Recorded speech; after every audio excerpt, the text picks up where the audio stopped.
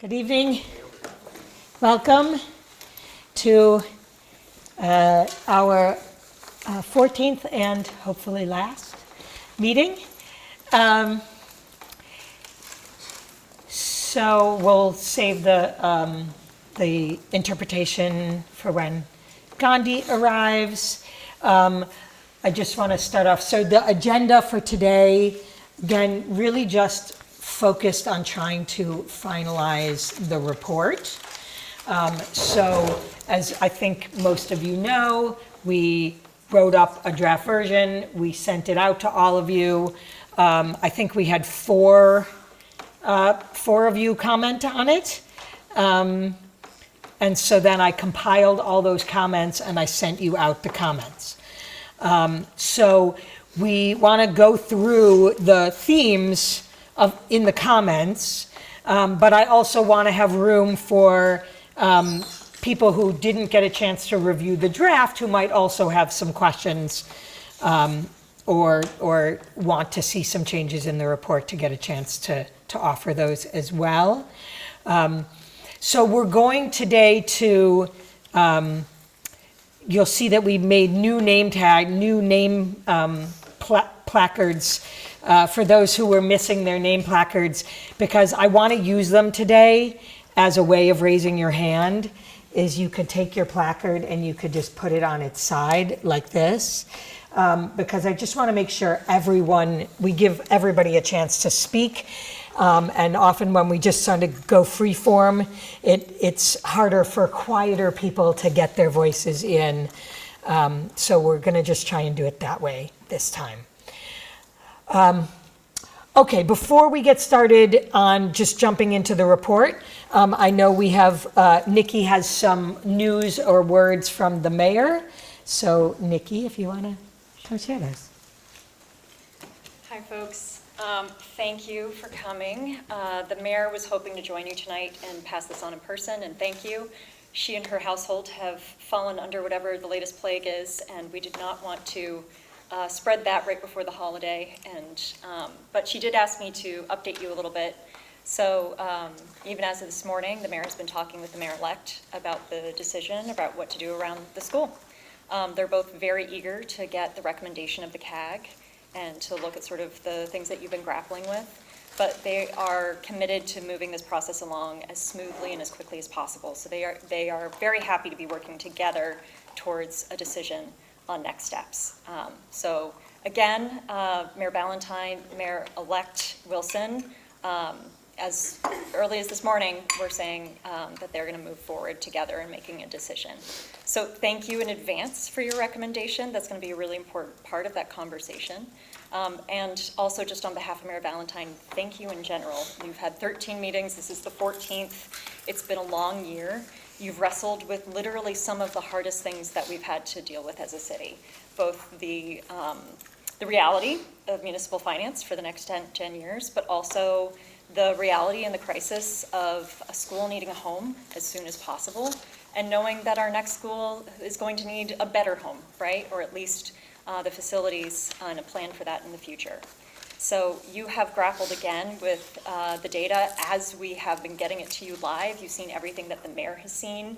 And I really want to thank the staff who are here, the staff who are not from the schools and the city who have been working diligently alongside you to try to get you that information, whether that is finance and cost analysis from our finance team, or it's FSLC working with our comms team to do focus groups and get you that community engaged information. So we want to thank them and their contributions, but again, this has been a tough conversation. And it's going to be a tough conversation for the rest of the night. I know that is for sure, but you haven't shied away from it. You've come to the table with a lot of thought and intention. Each of you were selected and represent different voices, and that's the conversation that we wanted to have. So thank you very much. We'll see what comes out of this meeting, but on behalf of Mayor Ballantyne, just wanted to thank you for your service.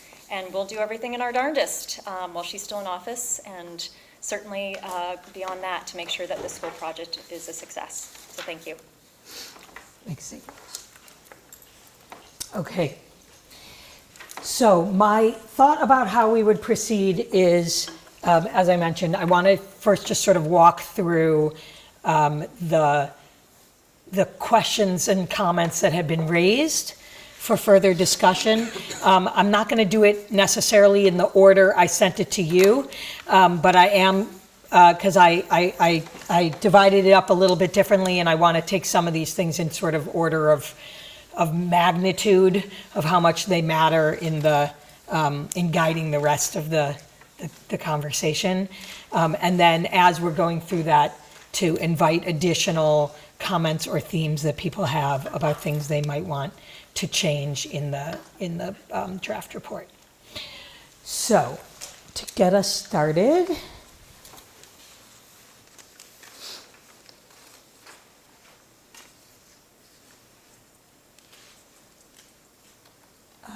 okay, I thought we would start with the core recommendation of location and size. So this is the same text you have in front of you, but just in a different order, as I said. So the first one is core recommendation. And the first issue that arose in the comments from CAG members on the draft report was about whether the recommendation is contingent. We talked about this at the last meeting, but it came back up in the comments on whether the recommendation is contingent on some other plans happening, or whether, and if so, and you know, what would happen, what would that look like, what would happen, and how does that fit with the timeline of when this decision has to get made.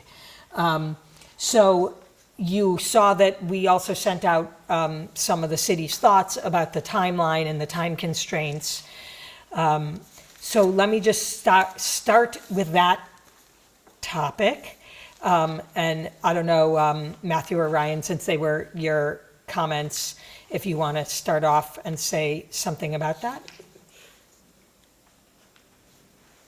What you were hoping to see change in the recommendation. I think I wouldn't even necessarily call it a contingency. I think the question on size is, and I'm thinking about this from like a community perspective, what is going to gain the most support? Without understanding what we want to put in that building, I think it's very hard to just write a blank check for $925, fill it up however you want. That, if I summarize this, what I would love to see is for the school district to weigh in and say, you know, we have a really creative plan for this building. To not do just kind of the simplest, least creative thing, which is just, well, we had 2 boxes and then we got 1 box smushed together. I think if you spend $300 million and that's all you do, that's a waste of money. I think it's an incredible opportunity for the district to say, we're going to do something really creative at this building. We're going to use it for, you know, elementary school like this, but it actually is a great opportunity in the middle school to centralize programming or to do activities. It's, you know, could be a hub for stuff like that. Just an example. Like, that's what I would really like to see, and I think that's what, it's less of a contingency, it's more of like an offer to say, give us a compelling vision for what you need. Because I don't know if they need a 925 person building. They might be fine with 700 to achieve whatever their goals are. So I think that's, I'll stop there, but I think that's sort of what I'm getting at here, is that we can't really recommend a size if we don't know what they want to do. And I think to follow along with that, it's hard to recommend a size that will directly impact the Brown School, you know, saying to the city's language here, it's an implicit acknowledgement that the Brown School will close if we make a larger building, as well as something directly impacting Ware Hill, when those are the 2 communities through the survey process were very clear, you know, showed majorities in there that were not in favor of that. And so, and to a degree, I think it needs to be sold a little bit, and it can't be sold by us because we're not the ones filling it. And what we haven't seen in the last 2.5 years is really the vision of what a new school would look like. And I think of something Andre said last time, it's like, you know, if we say nothing, people will fill in the blanks themselves.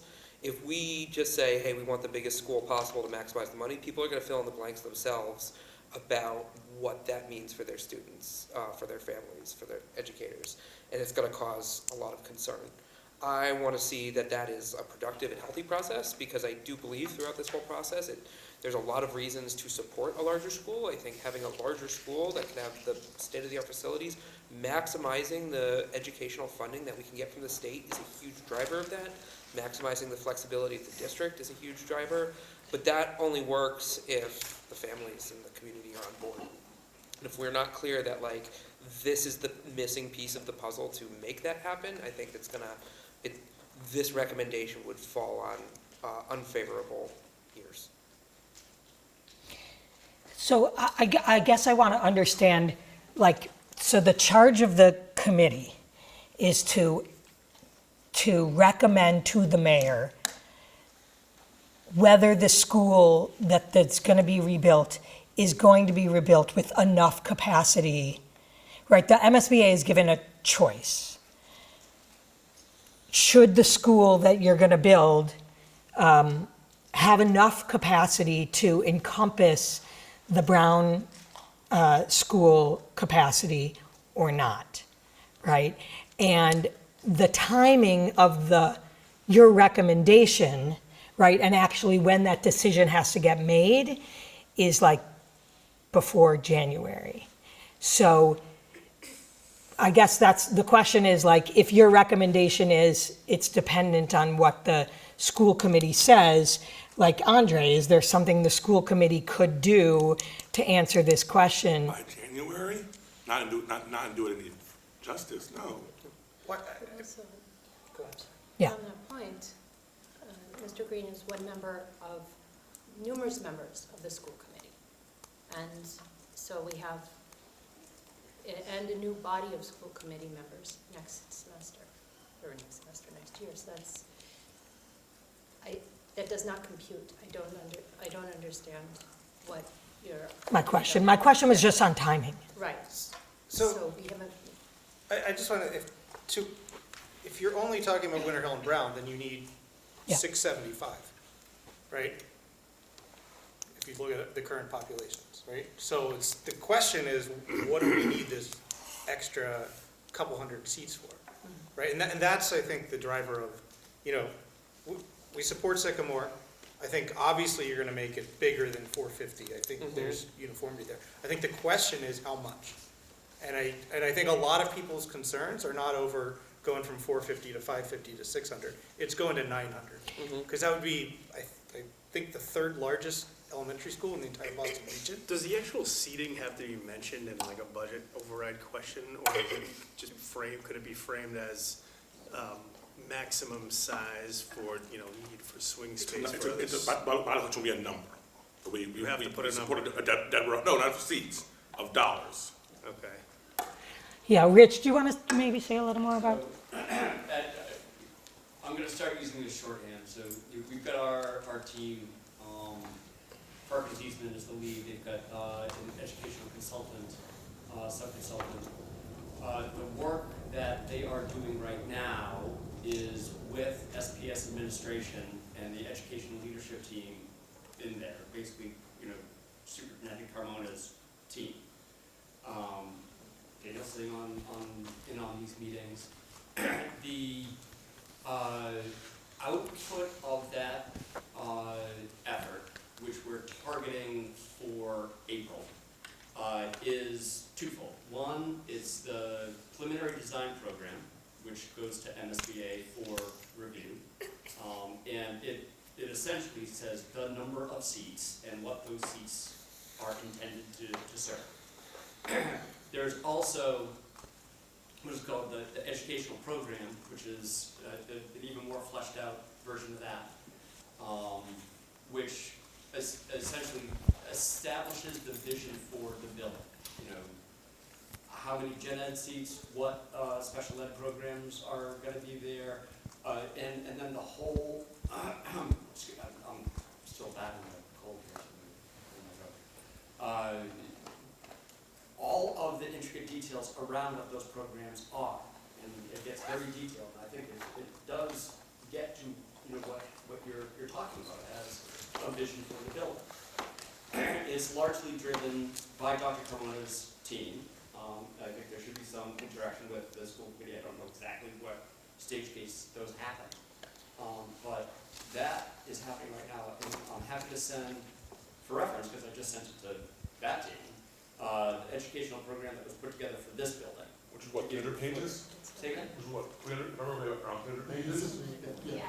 Which was what I was going with, like, that plan is gonna exist, and it's gonna be very detailed before the override vote, but it's not gonna be by January. And it's gonna be, right. And Rich, can I just ask you, like, because I think part of what we're hearing is the committee is, or Matthew and Ryan at least are wondering about, like, do you need the committee, do you need this CAG to give you an exact number of seats that they are recommending? Or, like, my understanding was, it's really more the question of, are you building it big enough to meet the capacity needs of Brown as well as Winter Hill? And the city and the school district will figure out exactly what the right number is, exactly as you say, as they're creating the plan. Is that right, Rich? Yeah. So the key question, I think, for you is not, is it going to be 700, 800, or 900? I think the key question for this CAG all along has been, is it going to incorporate the populations of both the Winter Hill and the Brown, or is it plus some extra capacity, right? Or is it going to only incorporate the Winter Hill? So Andre, did you want to speak still? Yeah, I just wanted to build on, because I was remembering that myself, that the high school ed plan, which was a necessary precondition to even getting to a point of having an override vote of any sort, was 300 plus pages. It was actually one of the first things I read on school committee. It was a dense document. And we'd have to do something similar to that for whatever we decide to do for this. And that plan is approved by school committee. That is, now, because, sorry to tell you about here, Rich, because the city has not yet responded to our request for a timeline of when and where school committee is going to have to vote on things, I wasn't sure when that vote was going to be. But April, you're saying? We're targeting to be ready for submission in April, so we back up for a school committee date probably in March for review. So when will school committee see it? Probably March. Yes. That's a whole other set of issues I will discuss with you offline. But like, if that's sufficient, then you're going to get it. Like, my question remains: what fulfills this conditional? Like, how do we know? How does the school district know they've met this condition, and who decides if the answer is sufficient? Do you want to go first? Oh, sorry, Marta. Yes, please. Sure. I mean, I think that I may speak for others. It's unfortunate that the school committee hasn't provided guidance to the CAG. I think that is something that we all feel. But to respond to the ask, I would say what we're deciding is whether we join those two capacities of schools plus any swing space that may be decided to be added to the building. But I'm not sure we have any capacity to say what is the number. No. Because that's not Correct. our job. So it's whether we are guilty of closing a school, and combining that population, even though it's not going to be the same population, or not. But I'm not sure.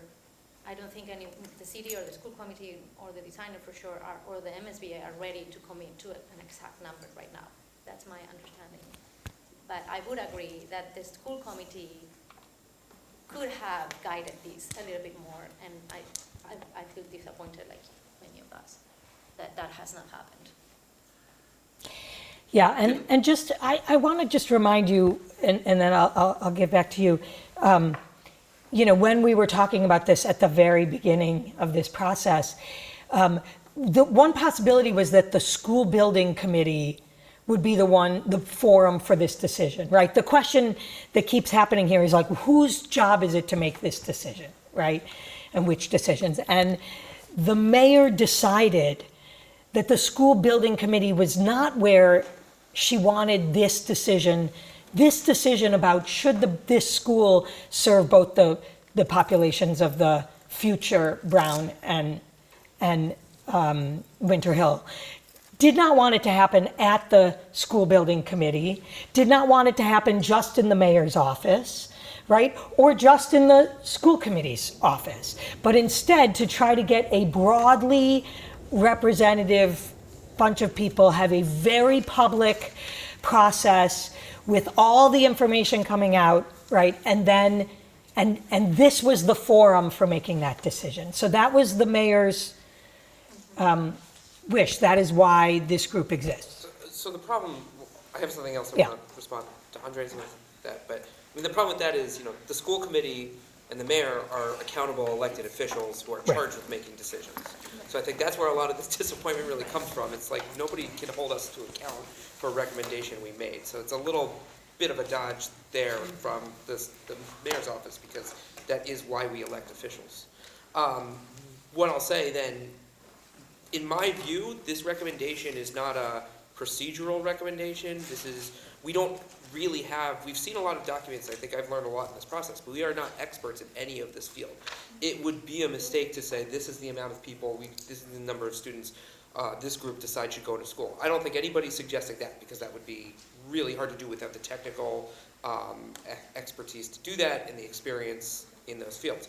What we are is kind of a conduit for community engagement. I really believe that if we make a recommendation that says the Brown school is probably going to close eventually, and that recommendation comes from this group, and that recommendation, and maybe the answer is there is no time to do that too, which can adjust some of these things. But if that recommendation is not supported by a vision of how this is going to be better for your students, by the people we elect to decide what's best for our students, that's going to cause a big problem. That's going to hurt things down the line, in my opinion. And I think it's about doing right by the community who's clearly expressed a lot of interest in this. It's a lot easier to say, we've reviewed this, we talked about this, we did everything, here's the pieces are missing, and we have a commitment from your elected officials that they're going to actually answer these questions. We have not heard that yet as a committee. Yeah, I would just add, we have a procedure for closing schools, the school committee policy, FCB, right here. I don't know why we want to reinvent a new one through the CAG. I think if we want to do that, the school committee can follow or amend their policy and go ahead and do that. It's as Matt said, it's about accountability. And I think there's sort of let's force the CAG to make that decision, then everyone will just say, well, we're just doing what the CAG said. And I just think that lends an illegitimacy to the process that I think if you're going to have a decision to close Brown School, you should have a conversation with the Brown School community about that. This has not been a conversation centered on the Brown School. It's rightfully been centered on the Winter Hill School, who needs a school yesterday. So I think we've sort of slid this in as a side item, but it's a major issue for that community. Have that conversation, follow your policy with that community. And I think what we're giving them, though, is the flexibility to have that conversation. We will give you more space. How you choose to do that is what you're accountable for. And I think that's the best recommendation that we can give. So I'm just trying to make sure I understand. Are you saying your recommendation is to say the CAG is not going to make a recommendation on whether this new school should include the Brown community, but we're going to tell you should go out and engage the Brown community and do some visioning, planning that will slow down or delay the rebuilding of the Winter Hill? It's not our responsibility. Well, that's the job of this group, and it's totally okay with you. It's totally okay for you as CAG members to say we actually abstain from making a recommendation on whether this school should include those things. That is a legitimate decision, but coming in from the very beginning, the task of this group was clear. Right? That question, that you were being asked to solve that question was clear, right? I'm going to come to Martin then too. Yes, because you didn't recommend. Could these happen Right. We give a recommendation to the mayor. Yeah. But then the mayor can override what we say. Yes, the mayor So, can. You know, if I had to guess, for a new mayor elected to go to the ground community and say, I'm gonna close the school, it's a major ask. I don't know if he, you know, so. The job. Yeah, but he can still supersede our decision. So we're just making a recommendation that is not really put on stone. Like, Yeah. you know, it's still for them to decide whether they will pursue that or not, right? Yeah, so you're not making the decision, you're making a recommendation to the mayor. Yeah. Remember, Gandhi has come in and we're doing interpretation, so please speak loudly and slowly. I know it's an intense conversation, but we want to make sure that Gandhi can fully participate in the conversation. Thank you. Councilor Strezzo. Yeah, thank you for recognizing me. Okay, so I would feel comfortable, because I've wrapped And my, if you guys could put your things down when you're done talking. I've wrapped my mind around every single scenario of this. What I would feel comfortable and what I'm just throwing out, I am throwing out as a valid suggestion of how maybe we can make, not maybe, but how we can make or get comfortable with the decision is with voting on specifics as a final product. Do we support Sycamore being the location of a rebuild? Yes or no? Blank. How many members vote this way? Documented numbers. Are we in an immediate need to build the Winter Hill School? That, of course, I very much want. Yes or no? How many members vote this way? Yes. Are we comfortable with the size of, yeah, I'm going to say numbers. Because I cannot ethically just be like, oh, well, up to 900. I can't ethically decide that tonight. So can we be comfortable with 500? Can we be comfortable with 650? How many numbers? How many people? And then 900. How many numbers? How many people as members of this committee? I think that is an accurate way that we can convey a recommendation. That is my suggestion. If I am on that, please share. Yeah, I mean, I think that is the plan, right? Certainly the location-sized part. I think the question, though, instead of numbers, I think what the framing of what the mayor wants from this group is not a number. It's specifically this question about the Brown School. That is the question. It's not the committee has said build a school for 650, but we're not telling you whether the Brown students should be, whether that school is, right? Because to do this negotiation with the MSBA, it's my understanding, the city actually has to answer that question. That is a question they have to answer. Hold on, I had that question I had a specific question 4 months ago. Did the city have to commit to closing the Brown, take the bigger number? And the answer was a vague evasion of the question. I agree. Like, I explicitly asked, is 950 contingent on the Somerville School Committee saying we are going to close the Brown? Because to Ryan's point, that if we're going to close the Brown, Right. at some point the school committee has to vote to say we are going to close the Brown.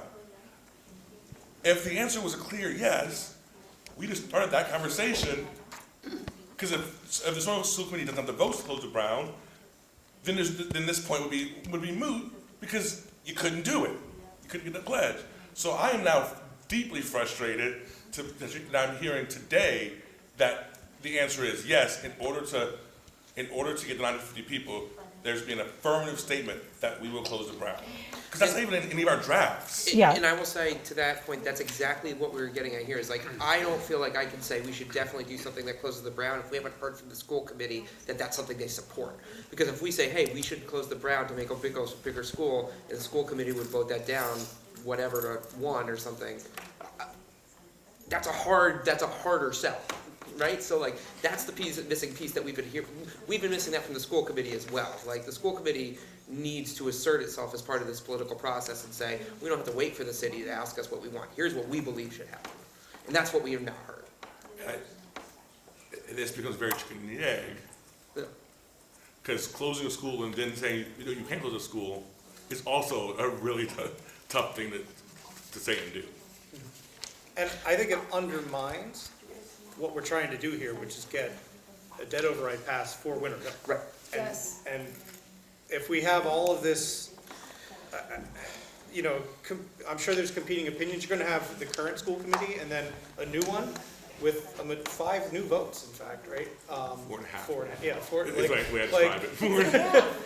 I'm assuming that President Davis will continue, but he's only been on for like a month and a half, so like, But, I'm calling him. like, I don't want to lend illegitimacy to the process by creating that confusion. And I really recognize your frustration, because I do remember that question being asked at least 2 or 3 times. So Because I may if you have don't that misstated it now, need, you can't. but we had the answer to that question in the city's response. Yeah. It's all speculation. Because we don't have a funding agreement, we don't have any of the things we're talking about. We don't have an educational program, we don't have a vision, we don't have an ask of the MSBA. But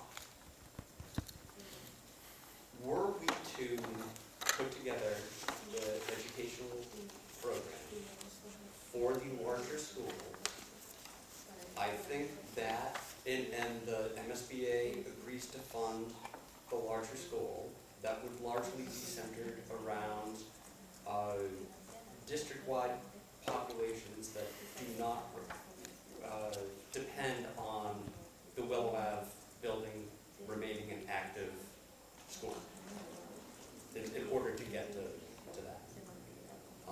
So the funding agreement would essentially negate any future possibility of MSBA funding for the Willow Ave building.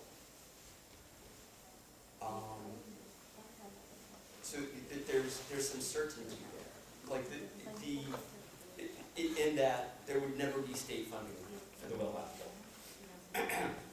building.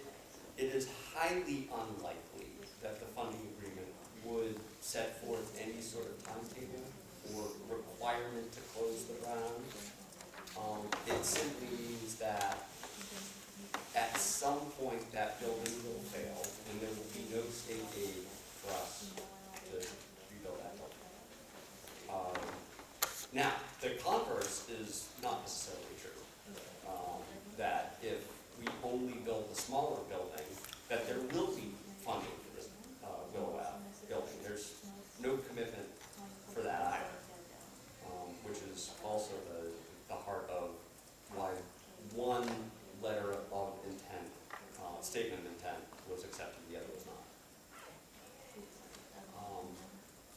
So there isn't a lot of clarity there, because there isn't a lot of clarity there. And it's very difficult to forecast where that negotiation with MSBA will go. But, I think that said, the mission that the mayor had hoped to accomplish from this was to get the community's feedback on the preference for one of those two things.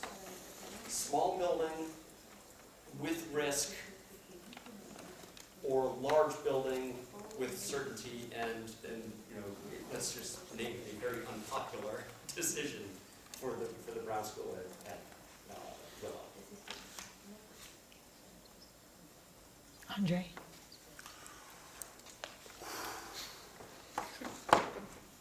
Okay, so I think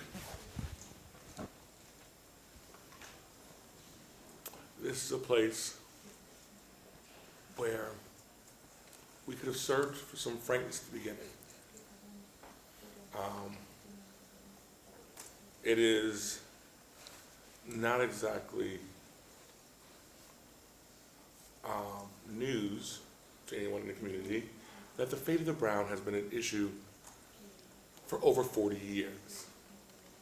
And that when Superintendent Parentazzi attempted to close the round, I'm gonna be, I guess I'm in my total brutal honesty phase of my life. White families rallied to close the powerhouse instead. I'm sorry, I didn't quite, to close which? The powerhouse instead. Okay. And since then, superintendents have treated closing the Brown as a third grade.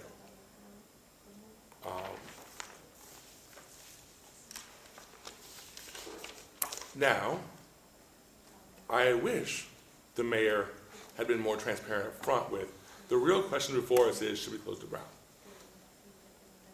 Because I think, if the question had been phrased thusly a year ago, this CAG would have behaved differently.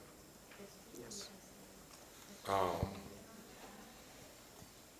Like, it seems clear to me, and it seemed to me at the time, I wasn't going to call people out because I didn't want speculation, that the whole point of the CAG, in hindsight, was to provide political cover for a decision that would alienate a politically active and mobilized community.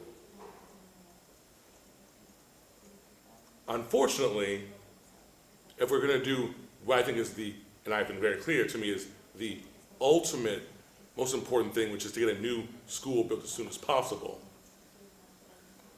I think we only have two options as a CAG.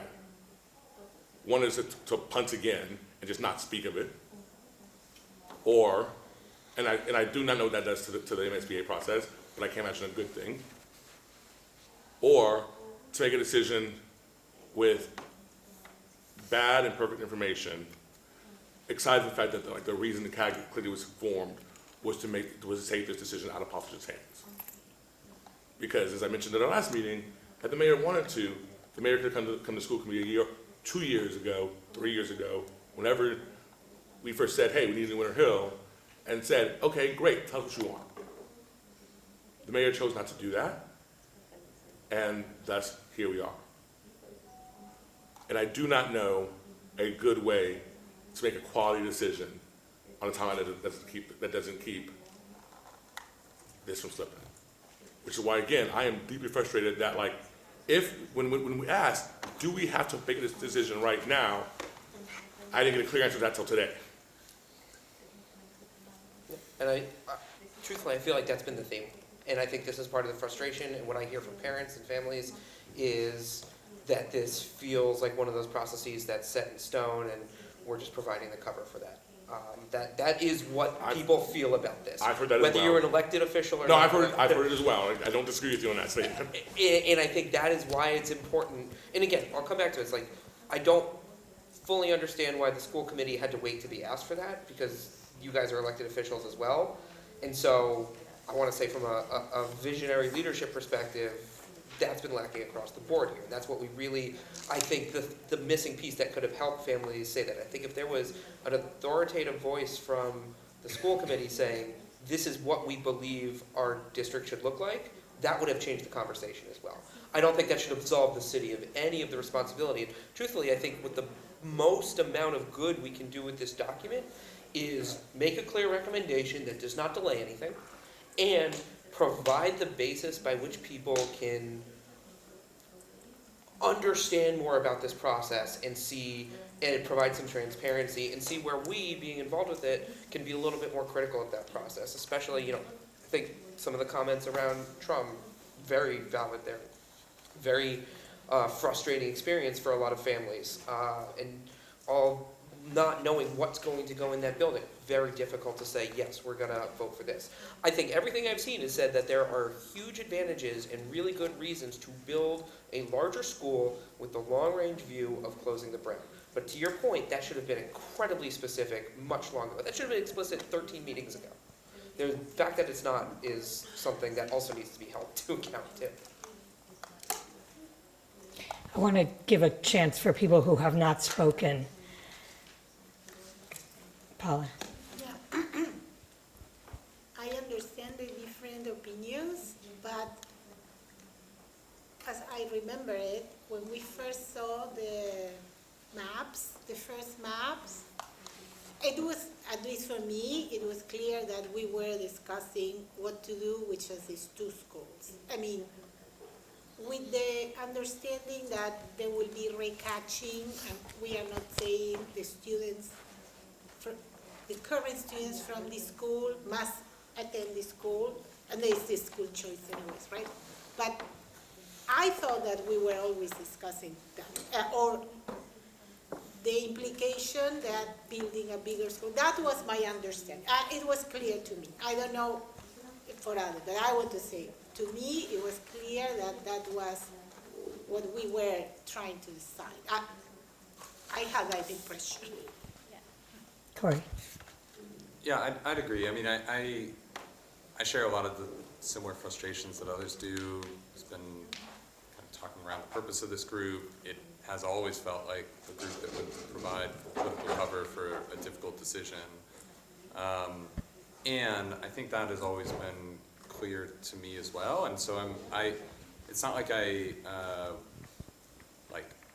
just want the Brown to be closed for the sake of it, but I am comfortable with a recommendation that states explicitly that it will lead to the eventual closure of the Brown School. And we can name that it is like when that and how that is done is dependent on a city having a clear plan for what kind of programming would exist at a larger school. It's not even as if we need to make a recommendation that once the new school building opens, that is the timeline for the closure of the Brown. We don't need to decide that here, but I think with that in mind, that it is going to lead to the eventual closure of the Brown, I think that's the decision that we are tasked with making, and I'm comfortable with saying that in the report. Anyone else who hasn't had a chance to speak want to speak on that?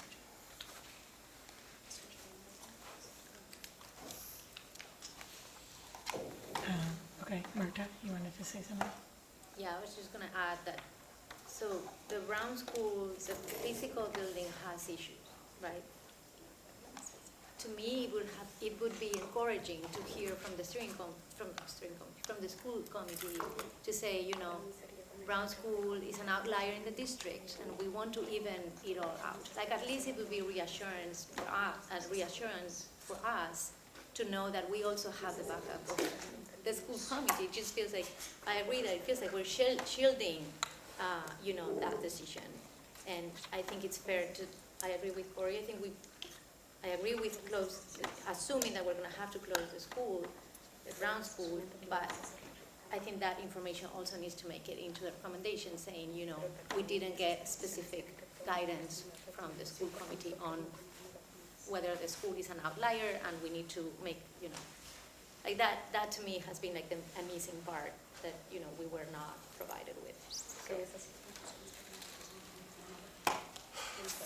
So let's start with I hear that. So in the short term, the school committee's intention is to vote on your recommendation. Which is the way for me to feel, I've always felt more appropriate. Like, if we're gonna tell you, do this, then this committee feels backwards. The advice should come to school committees, what we think, and school committees should wrestle with that, which is their intention. I think if that recommendation is neutral on the Brown, I can't imagine the school committee adding an opinion. Like, that's just me being transparent. I think if the recommendation comes with a recommendation, you'll get school committee's opinion on that recommendation. I think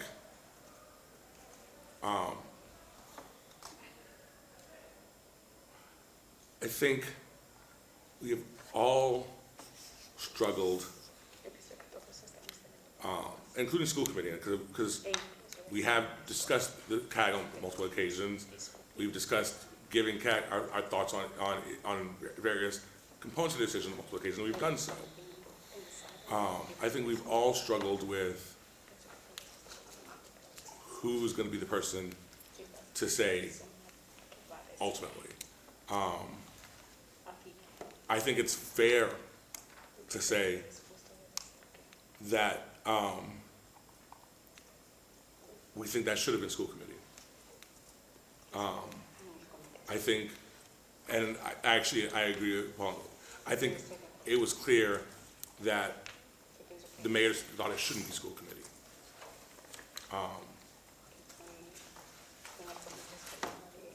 I can give you my theories as to why that decision was made, but they are just as valid as yours. But I think the mayor, who ultimately speaking is going to be the one to submit a plan, thought that CAG should make that call. And so I think SPS has tried to answer questions, and I hope that they've done that in a timely manner, people's opinions. But like, if the CAG's opinion is that school committee should decide the fate of the Brown, that should be your recommendation. I think that does get to what we were trying to say here, is that like, there's a lot of reasons to do this. There's a lot of reasons it makes sense, but ultimately, it's gotta be one where people can be accountable for those decisions, and is informed by access to the best amount of information. And I think what we've done well here, nobody's gonna match school committee in either of those things, because we're not elected officials. I think that's where the idea of something contingent there, it's like, if we put this back in that time frame, school committee's like, well, we want to keep the Brown open for X, Y, and Z reasons. They vote and say, we like having this school here for this reason, we don't want to close it.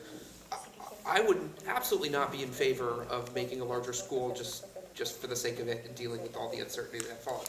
My number one priority is making sure Winter Hill has a school to go to eventually.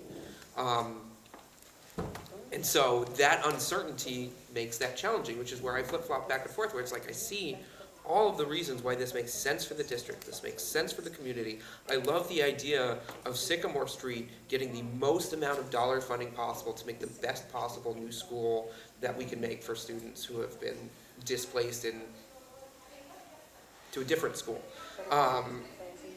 That is really appealing, but at the end of the day, if it's just that uncertainty challenges that at all, that's very hard to sell. And it's hard to, selling that with uncertainty to the community is going to be even harder. That's already dealt with a lot of this uncertainty.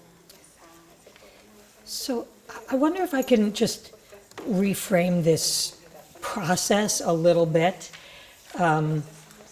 Hearing, and with all respect, the feeling of being a political shield, as you all have said, or some of you have said.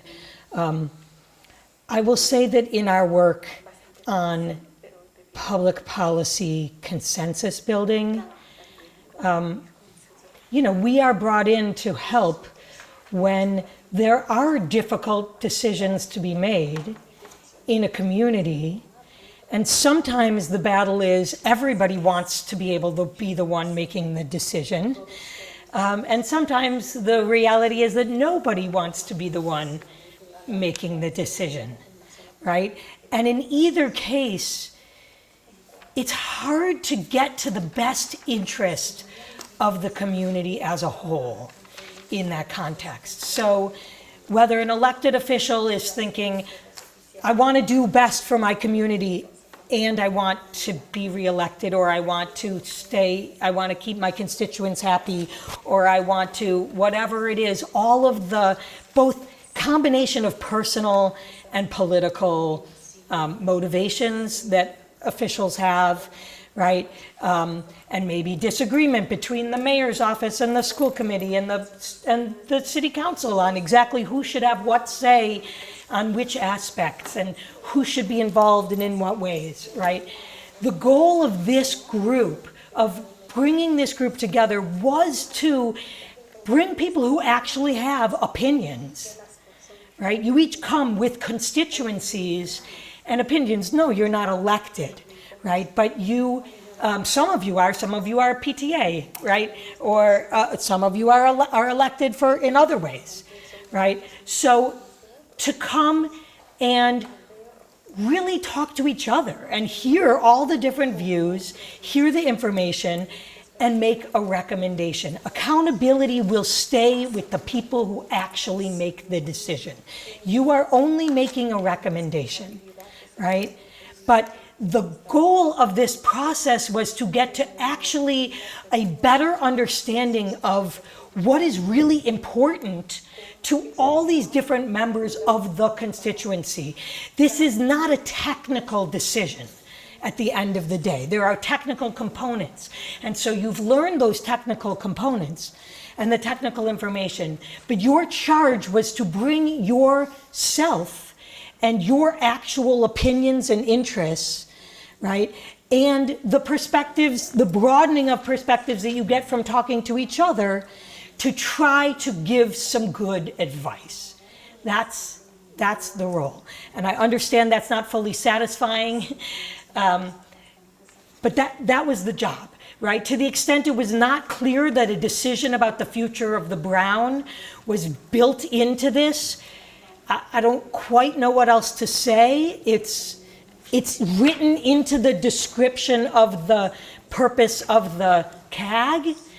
But I understand that it's in some ways a job nobody wants, right? It's just a job nobody wants. So I'm sorry, I'm just going to take the Please. hands in the order that I saw them. So Paula, oh, sorry, Emily.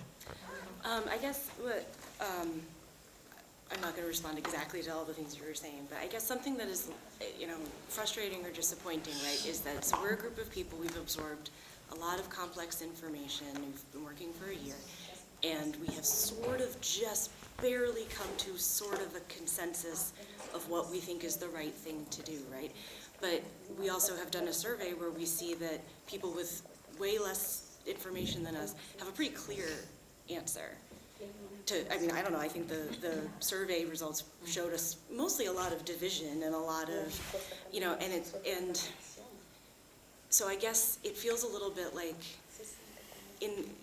I guess I'm curious where the leadership piece is, where you're going to bring people along to show that this is a good thing that we should be doing for the following reasons.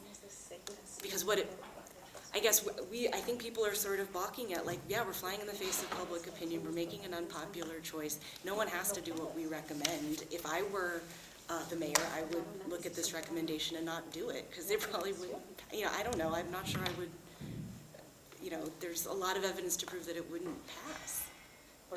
Or I'd be very worried about getting this recommendation through and actually getting to realize it. So it just feels it feels kind of futile to me. I don't know what to do with that feeling. Like, we've studied an awful lot. We've come to a sort of pretty well-informed idea of what we think does the most good in the community. But if it's so unpopular, then who's going to take our recommendation and really shepherd it through and help others see it? I just do want to remind you that the survey was divided, right? And if you count up the number of people who said one school on either of the locations, that number was higher than the number of people who said to keep two schools, right? So I just would be careful about characterizing this as wholly unpopular, that approach. I think the question is, the community is divided, right? As you all represent different voices and you see it all the time, right? The community is divided, someone needs to make a decision, and you're not responsible for what decision they make. You are only responsible for giving your best advice based on what you all have come to. I want to fact check that slightly, Yeah. because there was a leaning towards the two schools and just building something. So I want to make that clear. There was, in the final question, when people were asked which is their favorite option, and the three options were keep the schools separate, build a bigger school at Sycamore, and build a bigger school at Trum. If you add the build a bigger school in Sycamore and build the bigger school at Trum votes, they were more than the keep two separate schools. If you compare just the Sycamore. Respectfully, I don't remember. Yes, yes. Anyway, Is that true? Thank you. Okay. I can pull it up if you'd like. But that is, again, that is not to try to tell you that's the answer, right? That's not my I intent. do feel like you're trying to convince us. Yeah, I want to hear. I'm trying to convince you to make a recommendation. That is definitely what I am trying to do. But if you choose not to make a recommendation, you can do that as well. I've felt throughout the process that I feel like it's been a sales pitch to us. And like, it's been a hard sell for 14 meetings. Like, I've been, this is like a timeshare pitch is less subtle. Like, I completely agree with what Andre said. I think this has been like a political football that no one wants to catch.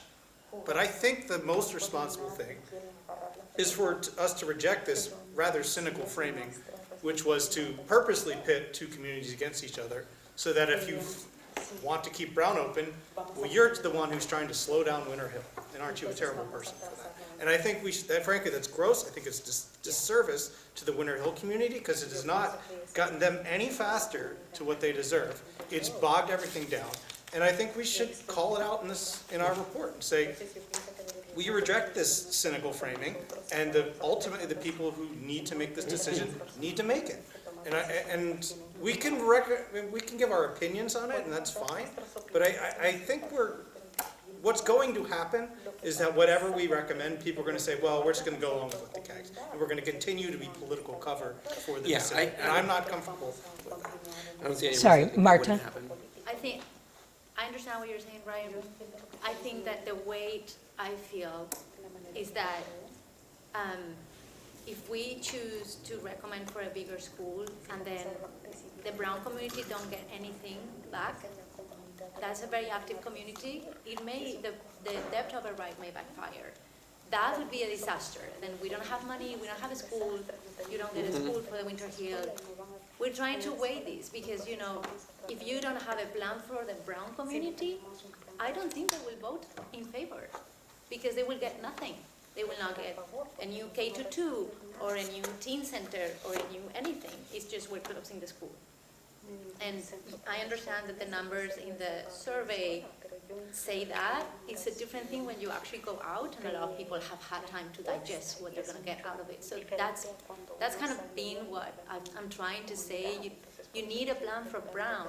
That community will not vote for just closing the school. And what is that is going to be? We need that. And I think that you may have time to do that, but I wouldn't put a debt override without a plan because that community is very active. So, Gandhi.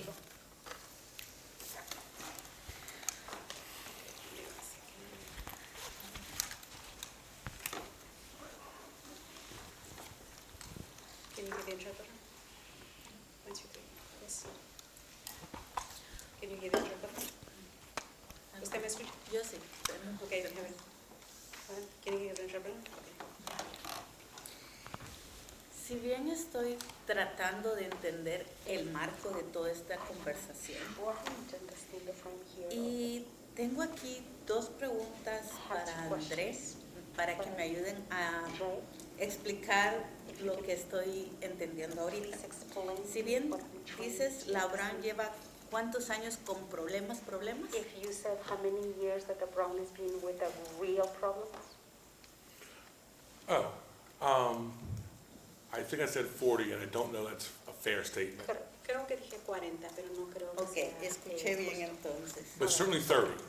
Ok. Pero definitivamente Y 30. has dicho también que lleva tiempos, ¿cuántos años que tú sabes que la han querido cerrar por diferentes And also you motivos? said that they wanted to close for many reasons. How many years? I do not remember the exact year that Parentazzi proposed closing the Brown. No recuerdo But exactamente. Parentazzi was superintendent between 2005 and 2015. Pero ha sido entre el 2005 al 2015. Ok. Quiere decir que lo que sucedió ahorita con Winter Hill puede ser una parte que pueda ayudar a este trasfondo. ¿Por qué? Porque tanto la Brown estaba en primer lugar para obtener beneficios sobre las escuelas más dañadas y Winter Hill estaba en segundo, pero por lo que ocurrió pasó a ser vista por la MSBA. Quiere decir que ahora to El invest objetivo more. de querer construir una escuela grande que logre albergar Winter Hill y Brown sería el motivo perfecto para decir que ahora sí hay espacio suficiente para poder cerrar la Brown, So we can close the porque Brown. existe el espacio que va a ser construido en una escuela grande, porque no fue algo que se ha podido hacer en el pasado, porque al quererla cerrar no había dónde albergar a estos niños. Pero si nosotros estamos de acuerdo con la escuela de 900 alumnos que los alberga, ya no va a haber ninguna objeción en decir que los niños no se sabe dónde van a ser colocados al tener ese espacio. Entonces también quiero decir, ¿hace cuánto que reconstruyeron la East Somerville? ¿Cuál fue su pregunta? ¿Hace cuántos años que se reconstruyó la East Somerville? Porque se When construyó? the Winter Hill was reconstruction. Somerville. Oh, that Hill Somerville. When was it 13 years. reconstructed or repaired? So when was Winter Hill built? No, Reconstructed. 2012. East Somerville was, En yeah, el 2012, 2013. yeah. 2013. O sea, hace como 13 años. Like ¿Por qué en 13 ese years. entonces que se reconstruyó la East no se habló sobre construir la de 900 alumnos para So when that poder was albergar la Brown? reconstructed, we Porque didn't estaba talk muy about lejos. those 900 students. Why? Because it was far away. No, because it was emergency build. Yeah. Porque fue una Because emergencia. Winter Hill burned Una down. emergencia, pero sí tenía el Yeah, espacio sorry. como para poderlo haber We were hecho. also facing declining student enrollment at the time. Did you hear that? Where is that again?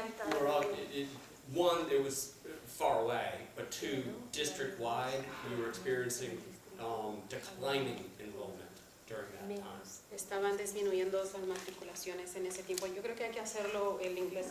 Can you do the English or do the Spanish? Because I don't know.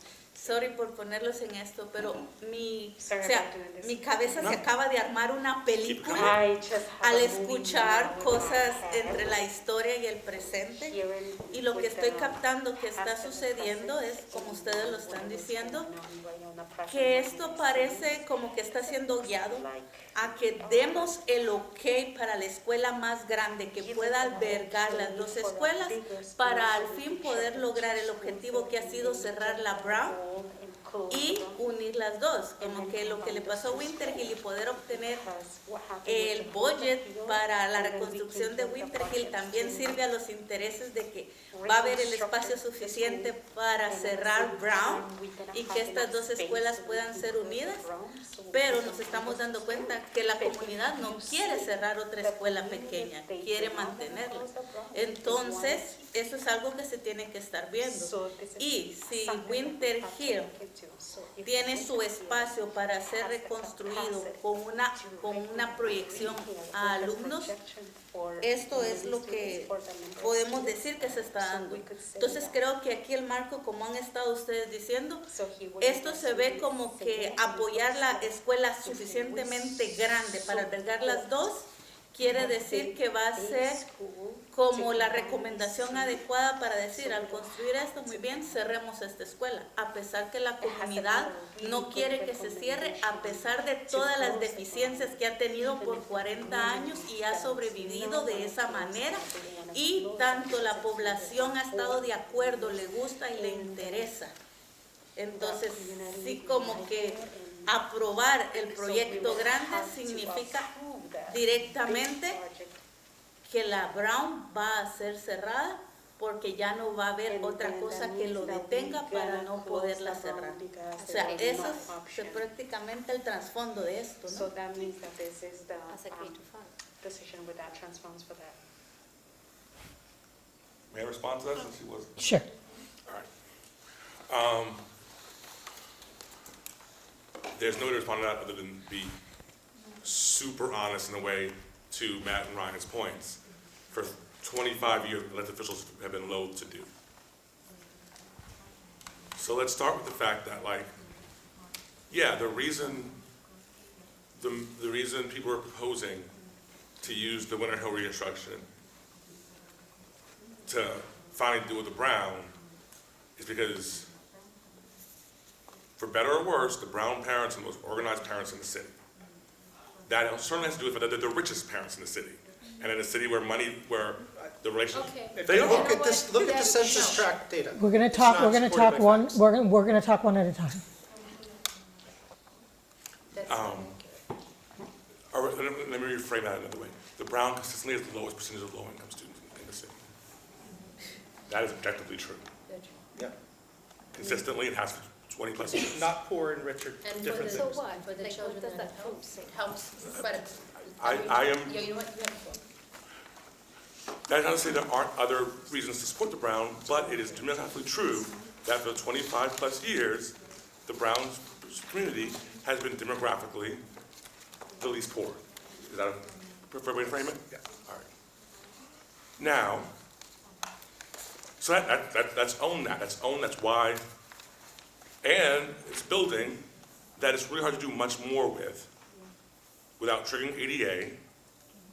And even if you trigger ADA, it is not a suitable, it's not a large enough footprint to build a 21st century school. Like that, those are just the concrete realities in which that building lives. Now, it is also deeply beloved by the people who go there. And I appreciate that. I think most school communities love their community. I think that's a beautiful thing about Somerville.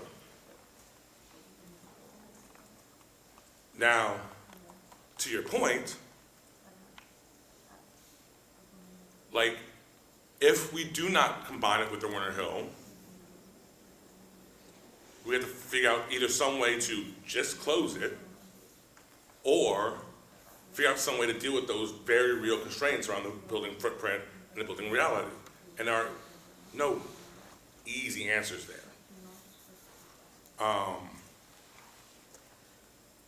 But the flip side is, and this is why, again, it's been punted on, even if you think we should close it, there hasn't been a good answer to what do you do with those seats until this building was built. You know, Commissioner Race pointed out correctly that when the powerhouse closed, it was a time of declining enrollment.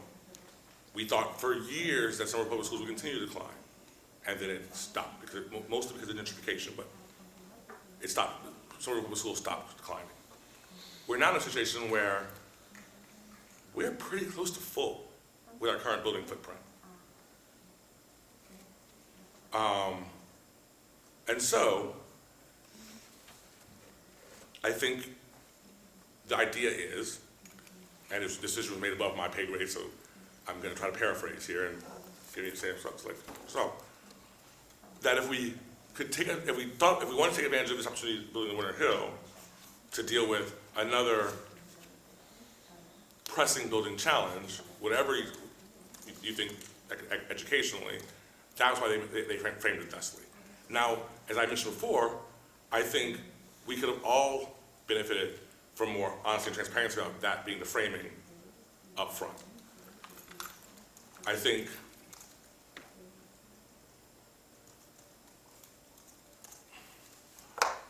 I am personally, I will say, speaking for myself, I am personally willing to say we should close the Brown. It is, in the euphemism I think someone else used, a demographic outlier. If you do a linear regression, the better outcomes correlate roughly with the different demographics. So it's not clear, there's no hard evidence that the Brown teaches better. I think Brown educators work hard.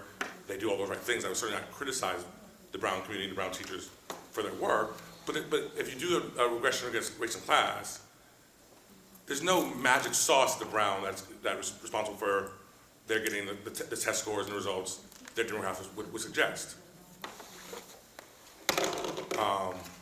People don't want to say that, but I mean that's the math. Now you can argue, and I think there's a valid argument to be made, that small schools have a value of their own. Speaking for myself, I struggle with small schools being more expensive per capita, and that reality being matched with the students with the fewest percentage of special ed students and the fewest lower income students. Now, what frustrates me, and I think Ryan and Matt have it right, is we've been met 14 times. How much time we actually had having discussions? Because I could have said this 6 months ago.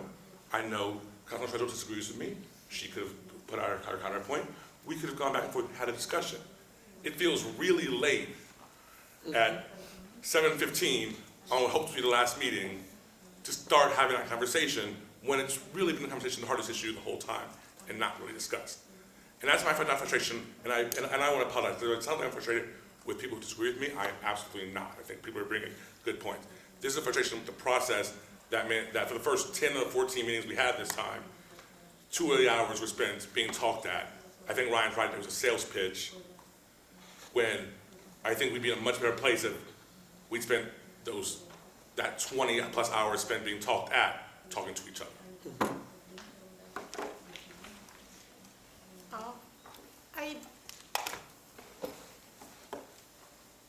I want to say, it was always clear to me that we were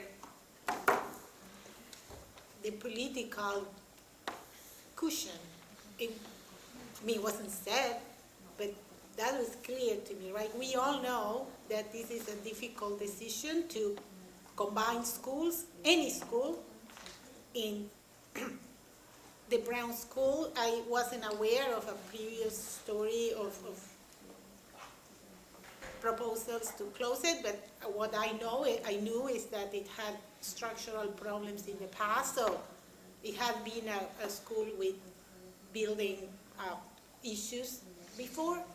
So it's not a surprise to me. I hear Gandhi's point, but it became clear that this was an opportunity to solve an existing problem and do a 2-for-1. I'm not surprised by that, and it seems to be a difficult decision. So yes, we are being asked to do something that is hard for it. It's politically difficult for a mayor or for a school committee, and fine. I don't know. I'm not offended by that, personally. I understand if others feel that they were pressured or cornered. I don't feel like that. But what I want to do is, I thought that the document we received, it was more or less in a final form. Sorry, this one, right? I'm talking about this one. Sorry, I had to leave last time that we were here, and I said that I will vote or support the majority consensus. I came today thinking that this was, give or take, a consensus. We all agreed before that we will give recommendations, not simply A, B, but we will elaborate, and this seems pretty elaborate, and there is dissenting opinions. And I agree that the community seems split about what's the best option, but it's not super popular, but it's not super unpopular. That's how I read the surveys and the community engagement. And my sense from talking to people, some people want one thing, some people want other, but I don't hear everybody saying, please, go back and do this. I hear both voices, so the survey makes sense to me. I don't think that is biased, I think it was well taken. So this is how I come here. So what I suggest doing is, like Kristen proposes, if this is not a true, because this seems very consensual as I read it coming today. So if we don't agree on these points, we should vote, take a vote, and either send this or send something else. But, because if we start discussing the history of our schools and our buildings and our educational model, not today. That's my frustration. I think that we should take a vote on the points and decide, do we send this document that we ourselves sort of created or not? And what we want to change A. I think that that's how we move forward, because otherwise we will live with, and I want to say, if everybody decides that they feel like this was a sales pitch, and we should say, we make no recommendation. If that's the majority, I'm okay with that, but we need to decide today. Do we send a recommendation? Nobody wants to send a recommendation. We say we couldn't come to an agreement. That's like the jury in the movies, right? But I don't know, hung jury. That's the name? I'm not familiar. So I feel like we need to start, so going to the whatever points, and I have no problem saying out loud. We first decided to sort of do it not anonymously, but we sent all the recommendations to be compiled. But I think that by now we all sort of feel how others feel. So I think that everybody, feel free to present their opinion respectfully. So let's do it, because otherwise, it's 14 meetings for nothing. Yeah, and you know what, I want to respond to a couple of things. First off, my priority is to rebuild the Winter Hill School. And I'm willing to gamble to wait on the Brown and make the recommendation strictly for the Winter Hill School to be rebuilt on Sycamore. And the way I envision it, I'm no building planner, but the way I envision the Winter Hill School rebuilt is a space of whatever, 600 or something. And also, perhaps even possibly, a new space for special ed program features in there, and actual classrooms and space where special ed services can be. That's how, an after-school space where everyone isn't competing for everything. I want the Brown I want the Winter Hill and the Brown to stay and be preserved as two separate communities. I've said that from the start, because I believe in the smaller school model. And I know its impact. It is not correct that it's not some little privileged epicenter. The reality is, Somerville is fully gentrified, and lots of people are privileged in our city. Some of us work, in large nonprofits and do really well, and we all work really hard, and we all do the best we can. The fact is, even from the school's SPS's own presentation on school size, academically, smaller schools match or outperform larger ones, especially low-income and high-need students, because staff can give individualized attention and maintain high expectations. Gains flatten/reverse once K-8 schools surpass roughly 700 students. This is the own SPS data that they presented to us in the spring. I do not think it's good a service of our children, our families, our teachers, our students to consolidate into a mega school. I said that from the start, and I spent this year talking to everybody about this. I canvassed thousands, plural, thousands of doors. And I asked people, aside from the survey presentations, I asked people just plainly, while they were making pasta in their kitchens, what do you think about this? What are your thoughts? If you haven't heard about it, tell me everything. I'm listening. And I have heard. People like they don't want the school closures. They want something. They want Winter Hill. They're frustrated at Winter Hill. That Winter Hill community hasn't had a plan of building something yet. They are frustrated with that. Consensus is that some of the residents that I've spoke to want the two separate schools. And I'm willing to, I want every single child, because our students, may we remind us, they're not numbers. They're not 900. They're not 500. They're numbers. They're humans. They're names. They're people. They're families. They're cared for. This isn't just an infrastructure or a financial decision. This is a people decision. This is a future. This is an us decision. And I want every single child that goes into any of our buildings, smaller, to get the best chance. I want their principals to know their names. I don't want them to have to wear name tags so that people know their names eventually. Our children deserve that. And that's one of the reasons, that's the actual reason why the smaller schools survive and exist and become so cherished. And I won't forget our residents and our city on that. So I know we have a lot of placards up. I'm wondering if we can, as I go around to you, if people are willing to continue this, just share where you are right now on these recommendations, and see if we can at least make sure everybody has gotten a chance to weigh in on where we are right now on this report and on the recommendations. So, if you don't mind, Marta, maybe I'll come next to you.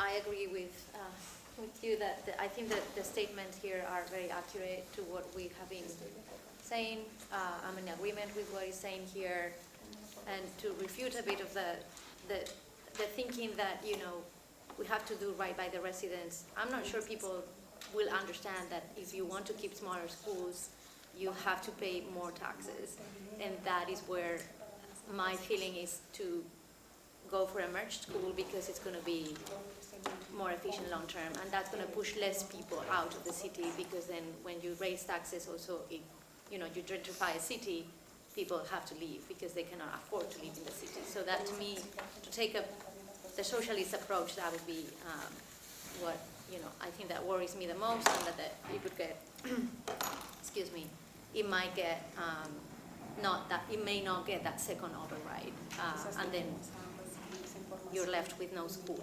So, and it has to be upgraded at some point. So it's just, and the community said that. The community survey clearly had a bigger proportion of people supporting that option, despite the community of the two schools. So I agree with what is said here. I think it's very accurately portrayed. Yeah, man, I thought we were coming in to vote on this. We got here Go at home. 7:15, we drink together or something like that. I thought I was going to find nobody. I'm going to be honest. I was worried, they will vote and, sorry. You three guys, you all three wrote this, right? No, this is not the one we wrote.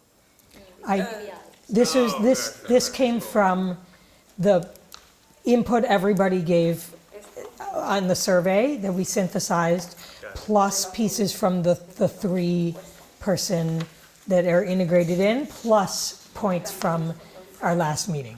So they're meant to it's meant to reflect what I heard from everyone.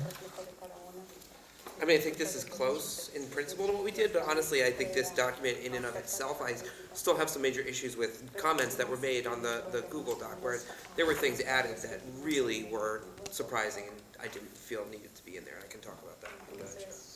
Okay. Gandhi, do you want to say more at this time about what you think, what your view is on what this report and what the recommendation should be?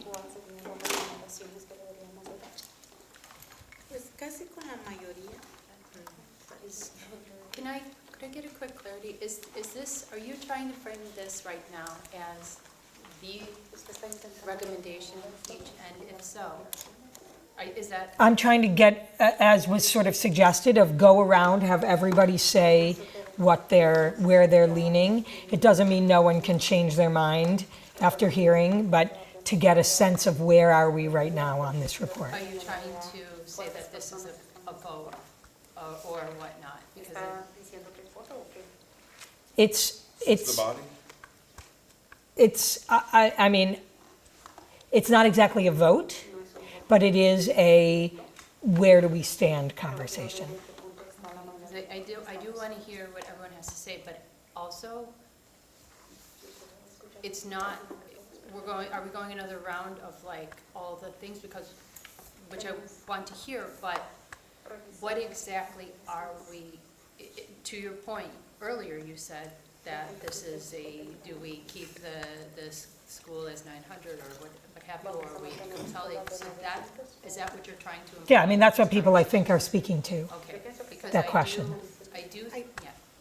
Sorry, when I meant voting on this, yeah, I meant voting on this. I'm not saying vote laundry list, Okay. but if someone said I want this change, but I mean generally, I want Right. to say I think that this is accurate. I'm open to make some changes, but I believe that this is when I read it, it felt like a consensus document that reflects our comments of all these months. That's what I want to say, though. So I'm trying to ground ourselves around this because it's our own work, our own words, one way or another. I'm with Paula, if that was unclear. Yeah, perfect. Is there more you wanted to say, Gandhi? No. Sí, leyéndolo, pues casi prácticamente de acuerdo en que expresa lo que la mayoría hemos dicho y al objetivo de esto. Lo único tal vez en esto que yo acomodaría, en mi perspectiva, es de donde hacemos la recomendación de la construcción de la nueva escuela con la capacidad permitida por la MSBA en el terreno de Sycamore, es que y para albergar la cantidad de estudiantes o aulas según la construcción lo amerite, porque recuerdo también que se discutió al principio, si no estoy mal, de que en el espacio no iba a poder ser construido un edificio como para 900 estudiantes porque no iba a dar la capacidad estructural por el área. Tal vez en esto yo voy a que mi recomendación apoyaría a que se construya en ese lugar según la capacidad de la MSBA o que el terreno permita, no necesariamente que tiene que ser de 900 porque no sabemos si la infraestructura va a dar para esa capacidad y que tampoco siento yo que de decir que probablemente conllevaría al cierre de la Brown es algo como que estuviéramos diciendo que es el segundo punto a suceder. Para mí, esas dos cosas como que deberían de ser reestructuradas a una manera que no se vean así, porque no necesariamente van a ser 900 estudiantes lo que le van a caber, o no que estamos recomendando de que ahí al final sí se van a unir las dos escuelas, sino que siento que la recomendación va en que se aceptó reconstruir en Sycamore un edificio lo más grande posible, que la misma infraestructura lo permita de una manera segura, pienso yo, sin decir cuánto le va a caber, hasta que no se elabore en sí se puede decir el diseño que pueda permitir tener las suficientes aulas para los AIM programs y las necesidades que Winter Hill tenía sobre espacios, más que sobre aulas para niños regulares. Pienso, es mi. Okay, thank you, Gandhi. I'm generally in favor of the report as written and the recommendations behind it.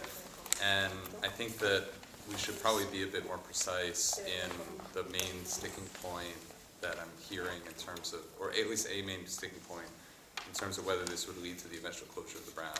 And call a vote on that more specifically. I think that you might get, again, I said earlier, I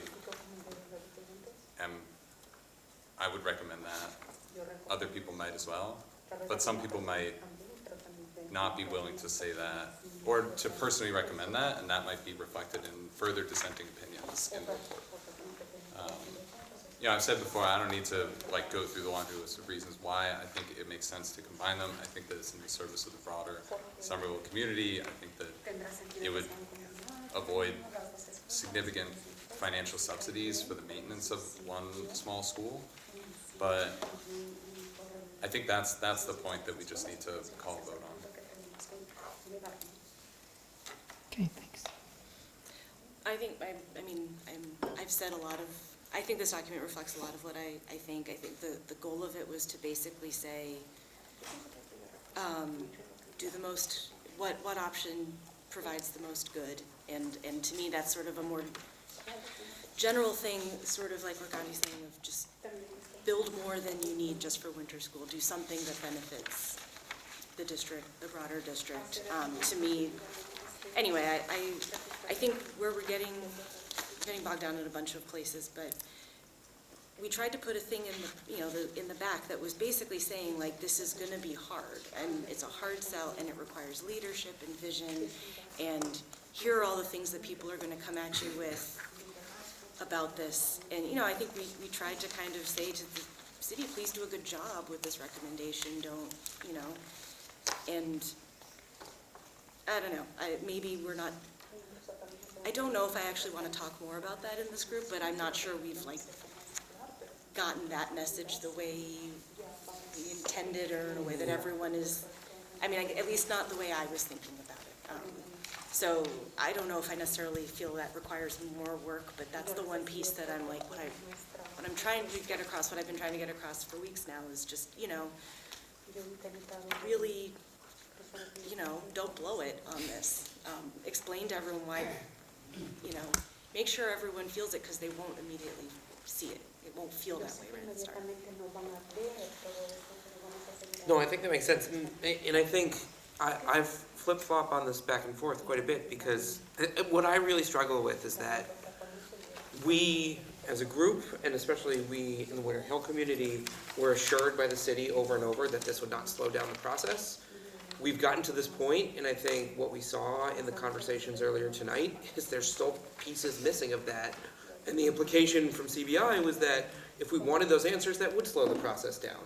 And when in reality, those answers are just political process questions. So that's really frustrating. I think the number one thing I want out of this is to make sure that my kids have a new school to go to, and that their classmates have a new school to go to that is of the quality that they deserve.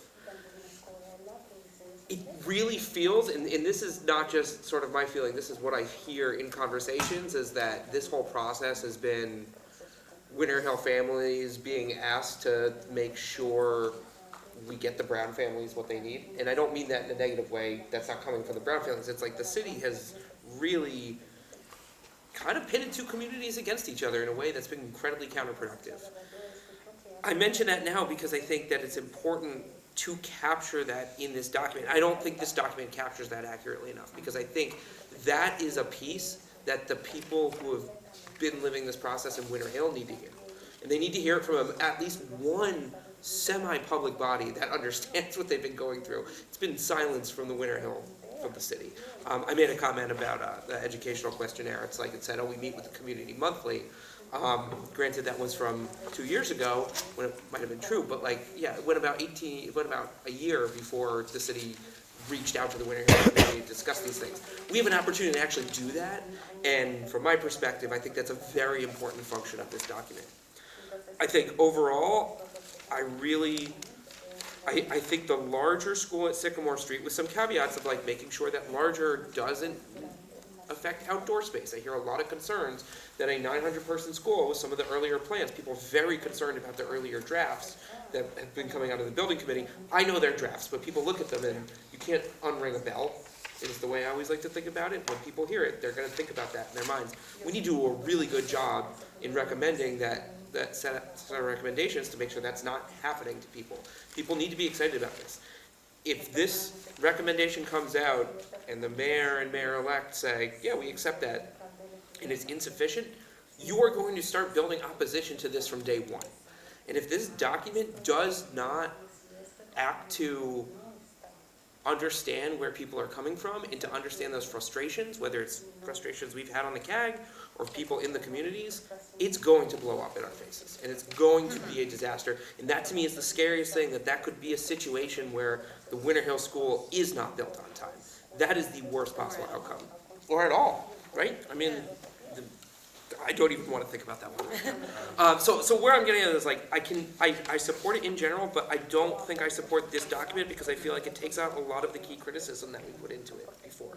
And I think, honestly, a lot of the language feels like it didn't come from CAG. It really, you know, some of the comments Ryan made within the Google Doc I agree with, where it feels like some of this language came from even the city. It's hard to tell. But like, I don't think this would be the starting point exactly. I would recommend going back to the draft that Emily, Ryan, and myself worked on. Refining that, I don't think we need to meet. I think we do generally agree on some of those things in principle, but I worry about this document specifically. I just have a question. When you say, I see that some language doesn't come from CAG, but how do we you or anybody knows that these are not our own words. Because we all, I was under the impression that we all contributed individually. So I don't know, I know what you wrote because you made it public, but I don't know what others wrote when we filled that survey. So maybe some of these, I recognize my comments that I did. I was going to make them public, but because you had yours, I decided not to add confusion. But I see my comments here, so I have to assume that other people's comments are also here. So I see my words verbatim. So Sure. I'm just trying to say, maybe you're right, but I don't know how we evaluate that, this is not a reflection of our words. I don't know And that's fair, and I think that's a How lack to of decide. transparency in this process. Like, I don't think that should have been like a secret opinion document. I think we should have all seen each other's opinions as we wrote them. Do you want to share, you Okay. had that comment about that specifically, some of the, Yeah, I would say, Matt and Emily wrote the majority of that document. I did some contributions and edits, but I think that was the thing I've seen that best reflected a lot of this frustration and frankly ambiguity about some of these things that we've been talking about. And I think it's really important because the frustration is probably the most important political barrier to overcome, is that people are just deeply frustrated with this process. I know people at Brown are frustrated. I don't have kids there, but I think there's a lot of frustration about frankly being called the rich school, when if you look at the data, it's Kennedy, this is census tract, Kennedy, Argenziano, West, Argenziano, then you get to Brown. And if we want to have a conversation about demographics in Somerville, we should talk about enrollment, because why are we not talking about all of the other privileged people in the city? Yeah. And this is a city that is rapidly gentrifying. I think what Winter Hill community looks like by the time this building opens will not be very much like what it looked like when the roof collapsed. And I think we should have a forward-looking conversation about that and not a backward. Because I don't know what the statute of limitations is on responsibility for the Brown parents who made a decision when Modest Mouse was at the top of the charts. But I frankly don't care. I don't know who they are.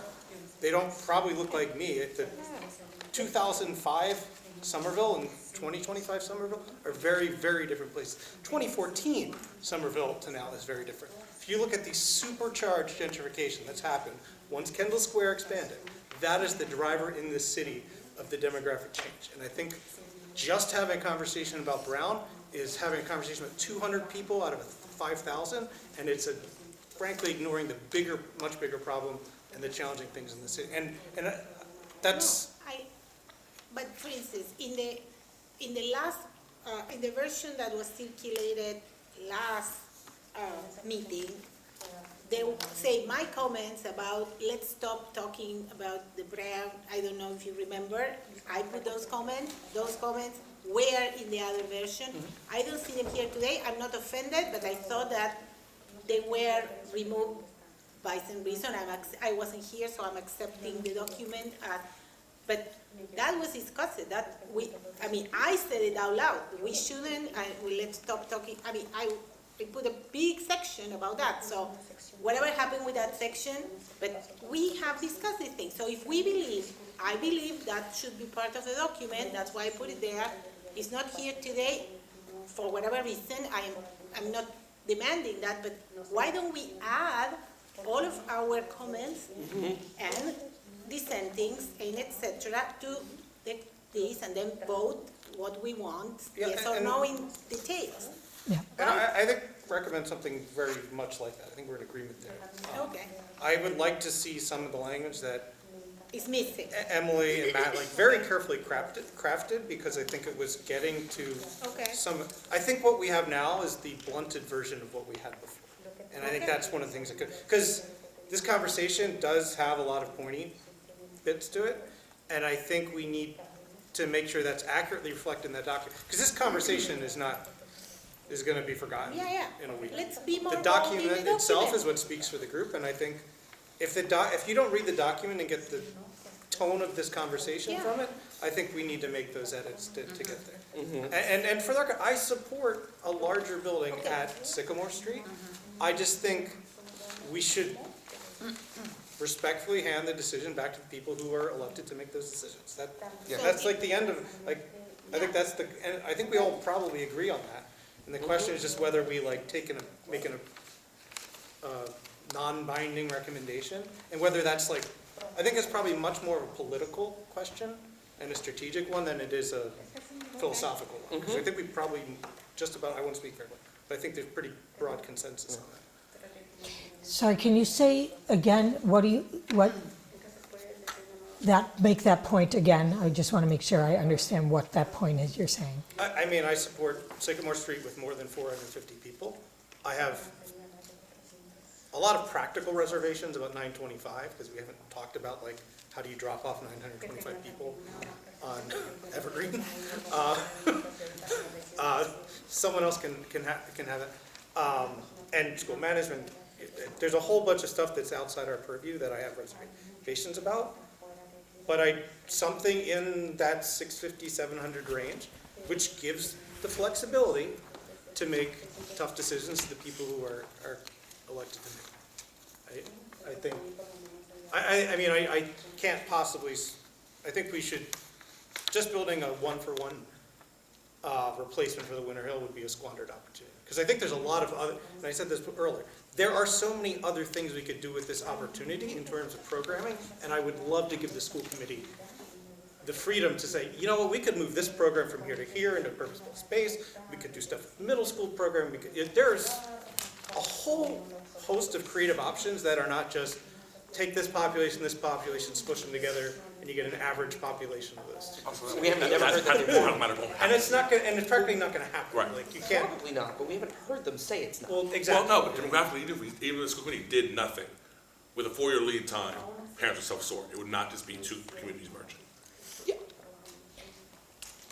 Yeah, I think similar to what I was trying to say before is when I was writing, I increasingly was like, I'm not sure I even want to say this document is about a recommended option. This is about the things that matter, and the things that matter are flexibility, healing, size, maximizing opportunity, and I just felt a lot more comfortable, and I think we all agree, have better agreement on those like things that matter than we necessarily do litigating the 925, 600, all of those things, because it feels, that doesn't feel as impactful as just saying like, the things that matter to me after everything I've heard is to build a little bit more to try to address these flexibility needs,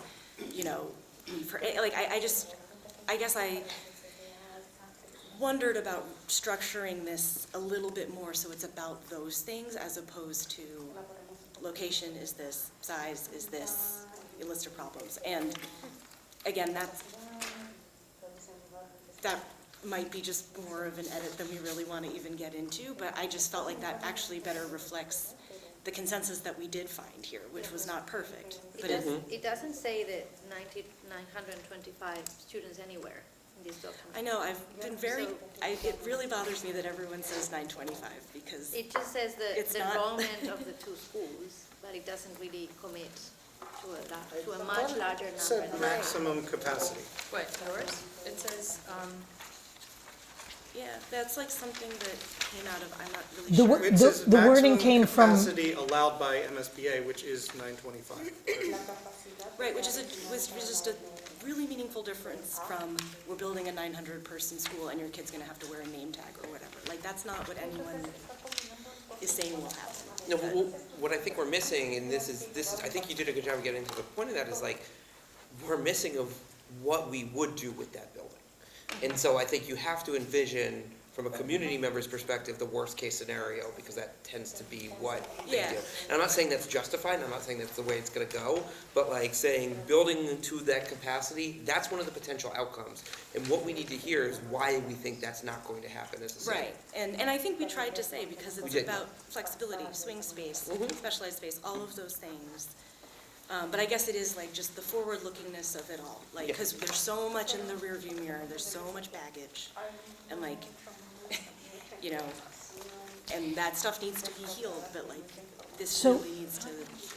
And I think that's about. I want to, yeah, I oh, want to sorry. give Julia a chance. She's, Well, if we're talking, I didn't speak either. Oh. If we're talking about the reports of whatnot, I do not have confidence in the one that was written for us by CBI, respectfully, and I do support what the CAG recommendation written by Matthew, Ryan, Emily, and Paula, you contributed to it as well. I think it, in my opinion, it states, it's realistic. It addresses the fact that there are still questions that were unanswered, and it considers the communities that are involved in this, and I think that's really important.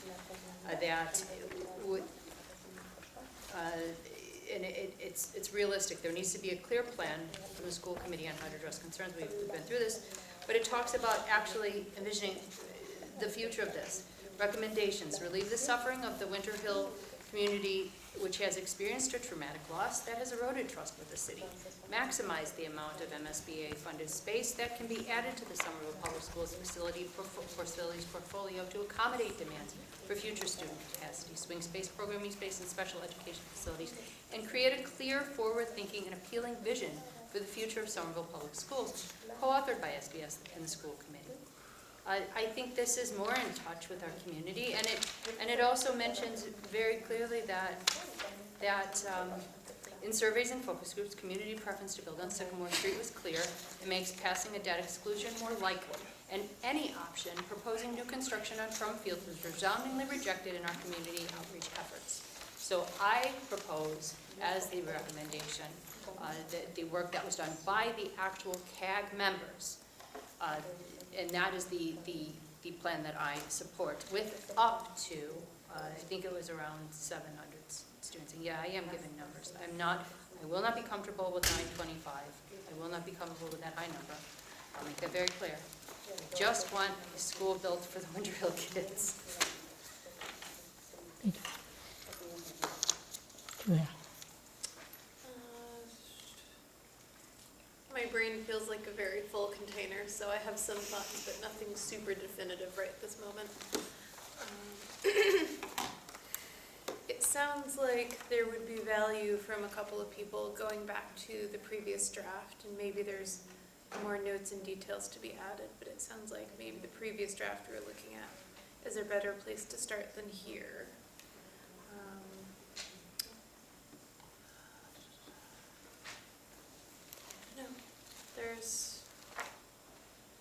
I do not have good thoughts right this moment, so I will come back to you when I have them. Okay. I don't want to say the wrong thing.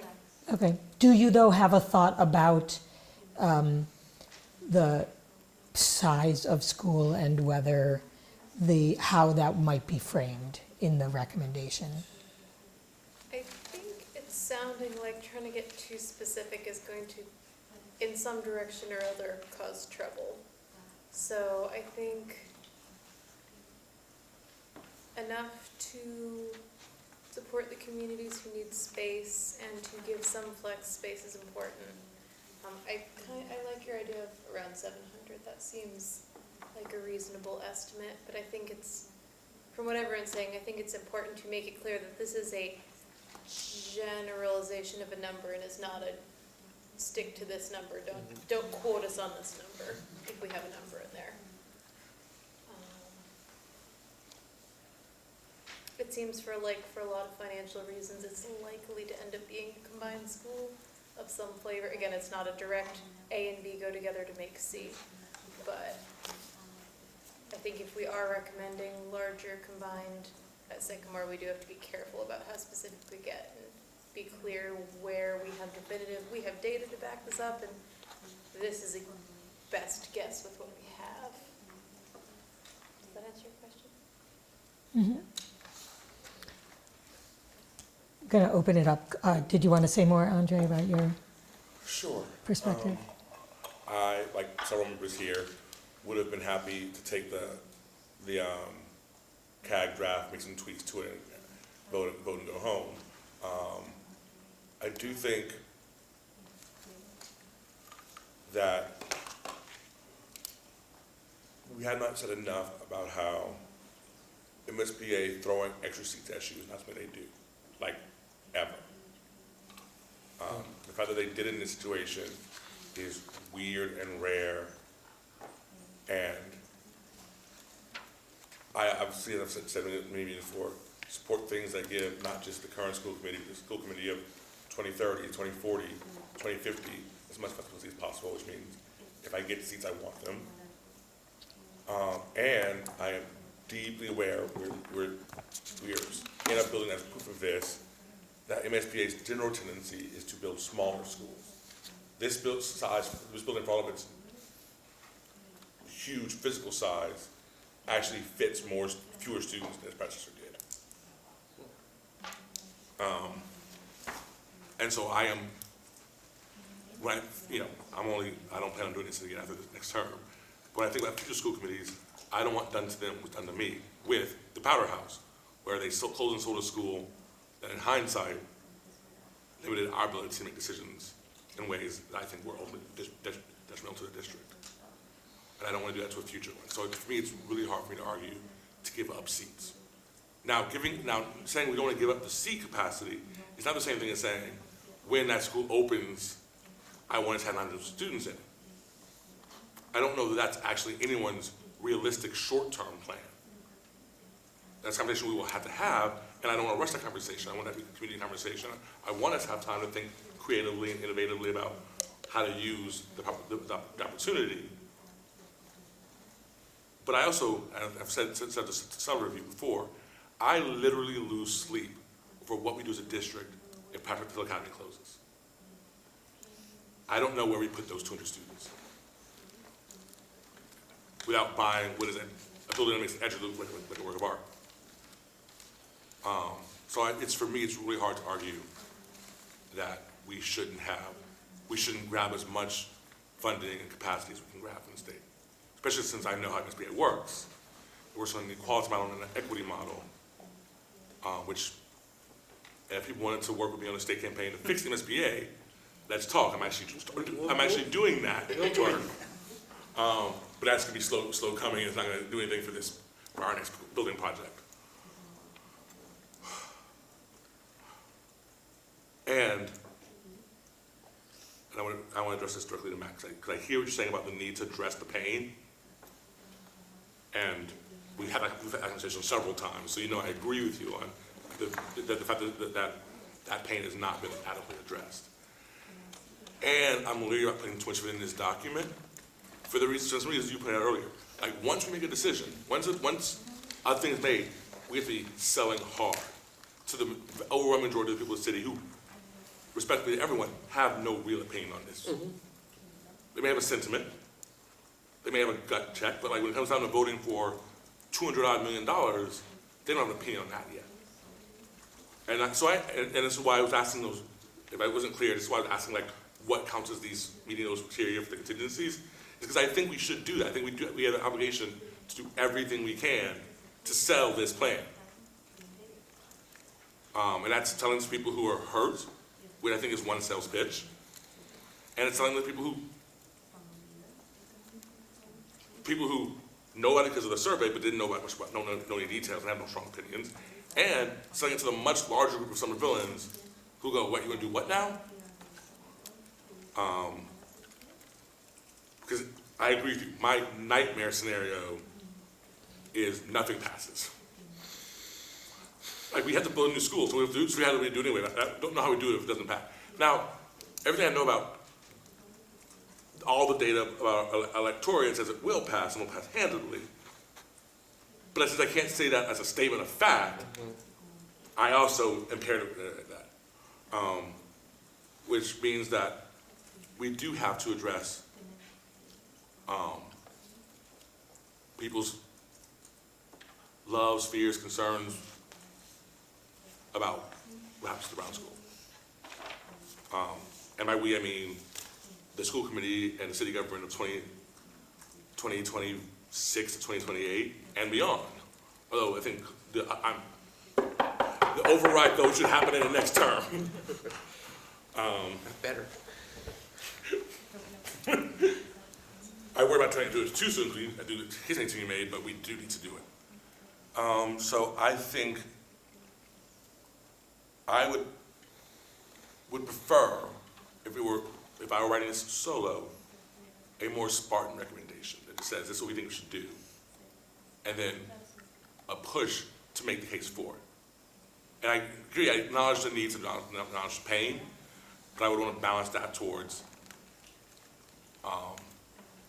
the feeling for someone who's brand new to this work should read the recommendation and go, oh, this is something we are for.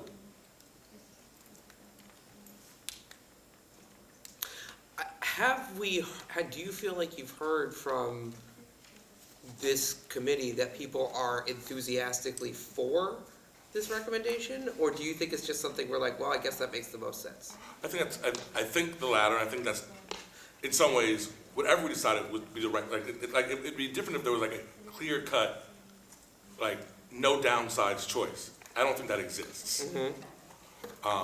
So I think I'm going to compare this to negotiations without going into any details. Right? The rule for negotiations is once you make an agreement, you have to sell it. Even if you didn't like the agreement. If you're on a negotiating team, and this is for both sides, once an agreement is made, you have to sell it. And I kind of feel like that's where I am about this recommendation. Once we make a recommendation, we have to sell it, because if we don't, it's going to die, whatever that sell is. So no, I think anyone who feels on any of these calls, oh, this is the right thing and there's no downside to that, I think hasn't given enough thought. And once we make a recommendation, we have to sell it as much of our test as we can. I mean, I think it's our own it's a shortfall of something. I'm not sure what, if it's the process or this group or whatever, but the reason maybe no one is, I mean, I think I was maybe the most for I'm pretty this gung-ho, option, but it was kind of in the absence of really convincing evidence that it would be a good thing. I mean, again, we've spent so much time being bogged down in all this stuff, which is important, but it's like, it is so good for all these reasons, and we're starting to lay out why, starting to say more about that. But I mean, they do have beautiful walkthrough, there's a lot of really beautiful work to show the potential future that is, not super widely circulated at the moment. I know it will be eventually, but it's like, there is a lot to get excited about, and we just can't get out of our own way and see all the kind of the shortfalls and it is not an uncomplicated decision, but I mean, to me, and it's not a perfect decision, but it does, I think, do the most good. In everyone's defense, I'm going to actually speak from a place of grace for once. The thing Somerville politics does best on any issue at any time is make perfect enemy the good. We have focused on the downsides of all the outcomes. That's how we're talking about politics in Somerville. That is not a unique to this issue thing. We love Somerville to make the perfect enemy the good. I think the challenge has been I'm sorry, I see that there's a lot of placards up, so I just want to make sure. I just want to say, I mean, she mentioned, Julia mentioned that she feels like, and Kristen, that maybe the original document was a better place to start. I have no problem with that if everybody agrees. I just feel like for the sake of time and trying to get something, I just made some notes of what people said. So will it help if we add some missing language back, say, don't blow it, or why did you pick one, I mean, in nicer words, like why did you pick one community against each other, and they think that why this felt like we were pressured to do this, we feel like we are, the political cover for the decision that could have been made by an executive or elected officials, add more clarity about, how many people are recommending that this is for the Brown and Winter Hill combined, or for the equivalent population, and how many are, this should be decided by the school committee. So add numbers. So many people say this, so many people say that. And also, what I agree with Marta, that maybe we should add a little bit more language about what we recommend or what we want to see actions.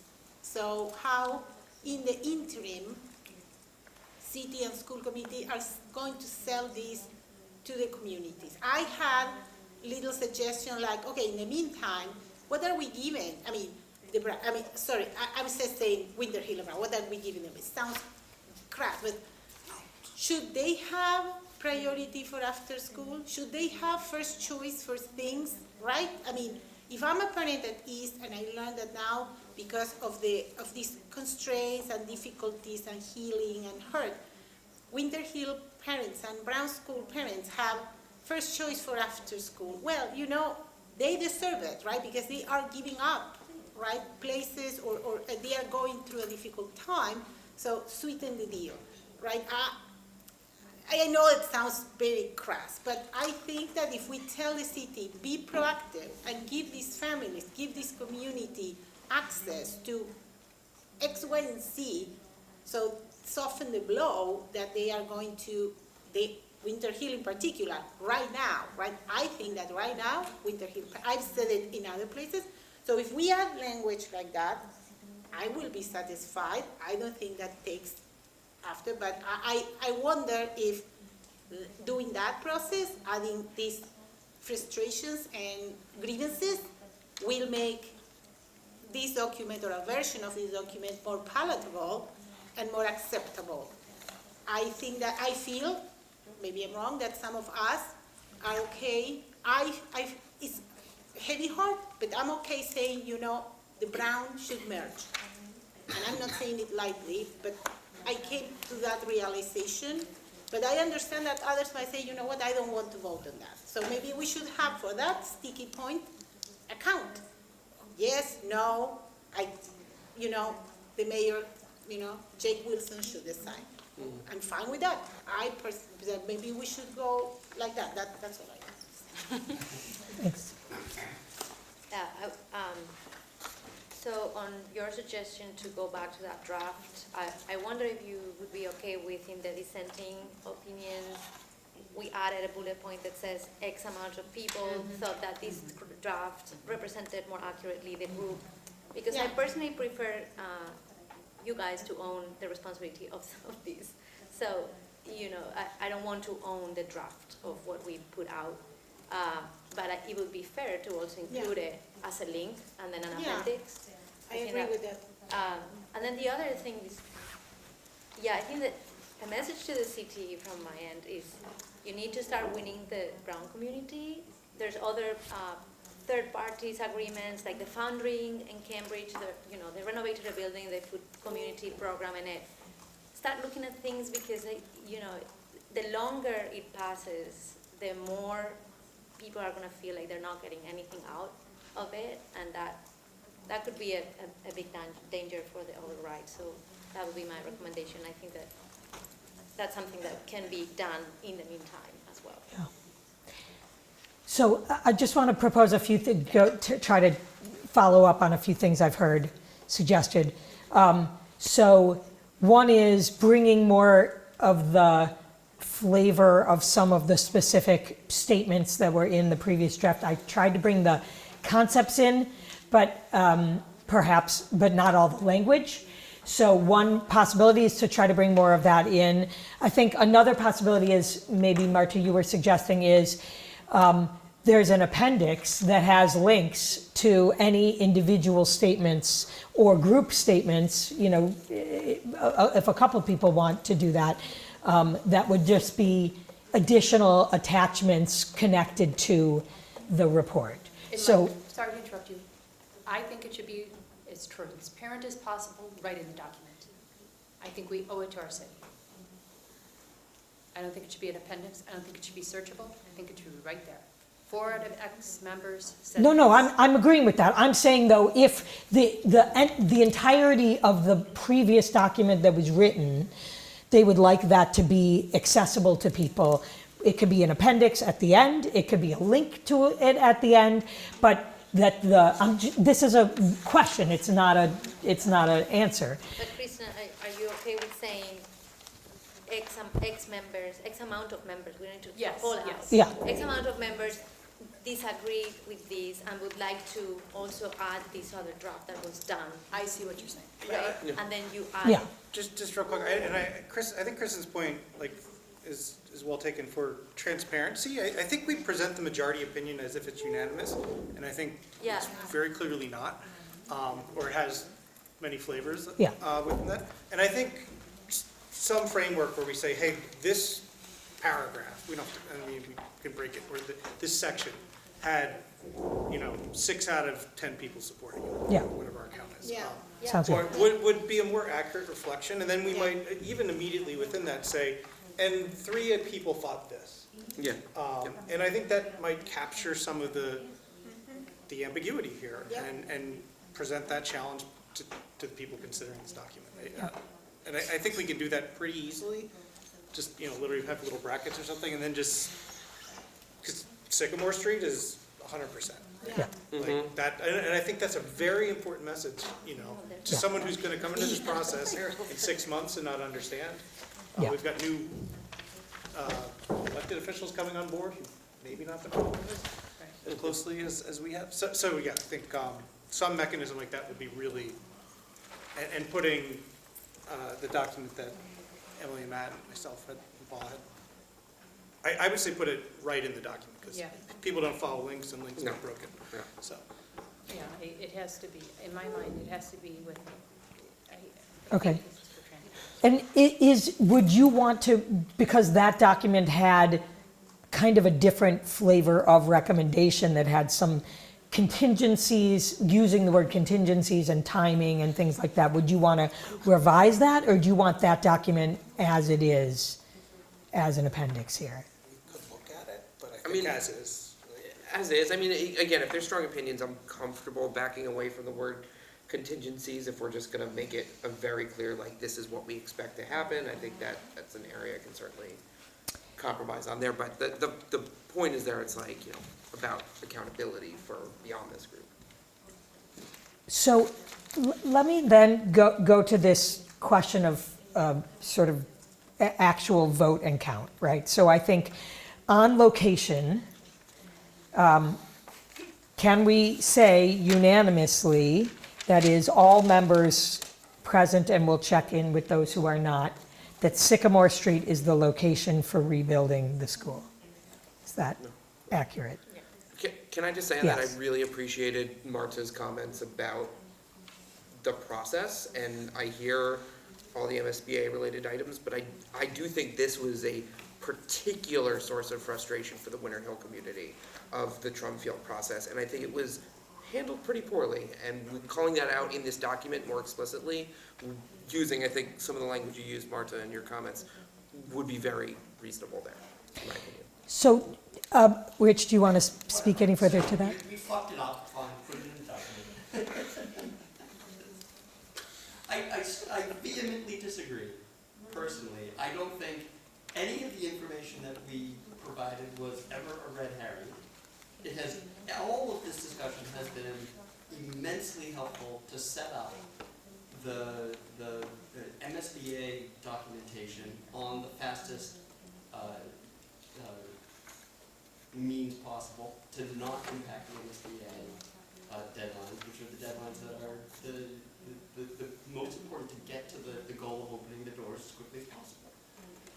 Sure, it's frustrating for all of us. It's frustrating for the team, knowing that it is a vastly unpopular one, a complicated one that could impact the schedule.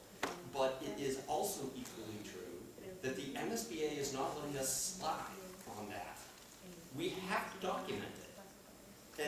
And this discussion in here was only helpful for that process. And, I share the frustration, but I don't like the way that it's cast, that the city deliberately set it up as a red herring to create sort of false drama or distract from something else, which is the way it kind of reads in the document right now. Can I split the difference? I share the frustration around the prom. You know that. Mm-hmm. I've never thought the prom was a viable option, because I know we've gone through this with variations, I want to be clear, at least twice before. So I never understood what was different. I may have said it in a meeting, I don't, what is different this time than it was at the high school or the 95 went away in the past? I hear that. And I think it is, and I certainly know that people feel like it was a string along job. Like, whether you think that's fair or not, that is definitely the feeling amongst lots of people.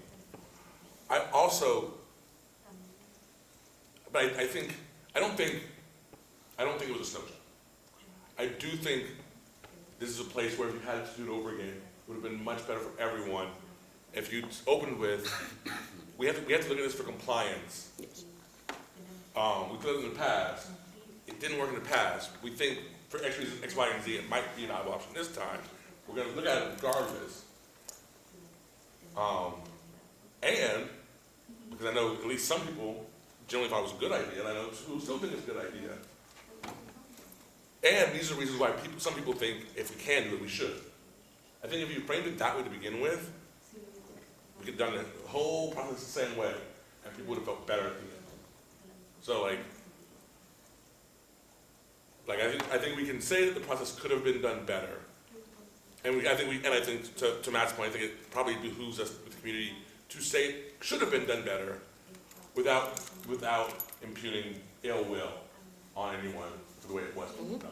Yeah. And so if we can word that, I think we can split that needle in a way that's both accurate and addresses a very real perception. I agree. I mean, to respond directly, I was not here when this high school was voted or that site was studied. I firmly believe that was a site that people might support. When the community came back, frontally rejected that site, and then I heard, yeah, that's what happened before. Yeah, we're very happy that this is not going to move forward. I was like, okay, so this was not really a site that could have been considered. Having said in the beginning, this site has been rejected in the past. It's going to have all these hurdles through the scheduling. It's going to take longer. I'm not sure the Winter Hill community would have been fine with that. We would have addressed that differently if you knew that the MIPA process is going to take longer to permit that site. Then, it's going to take X amount of months longer. Then why we don't want to consider that site? We would have settled on the site even without the community probably input. I think that could have been said. I was surprised by that information, and then the two questions, one of the questions is off. It's not even a question, like there's just one site. So we could have focused just more on the program in Sycamore.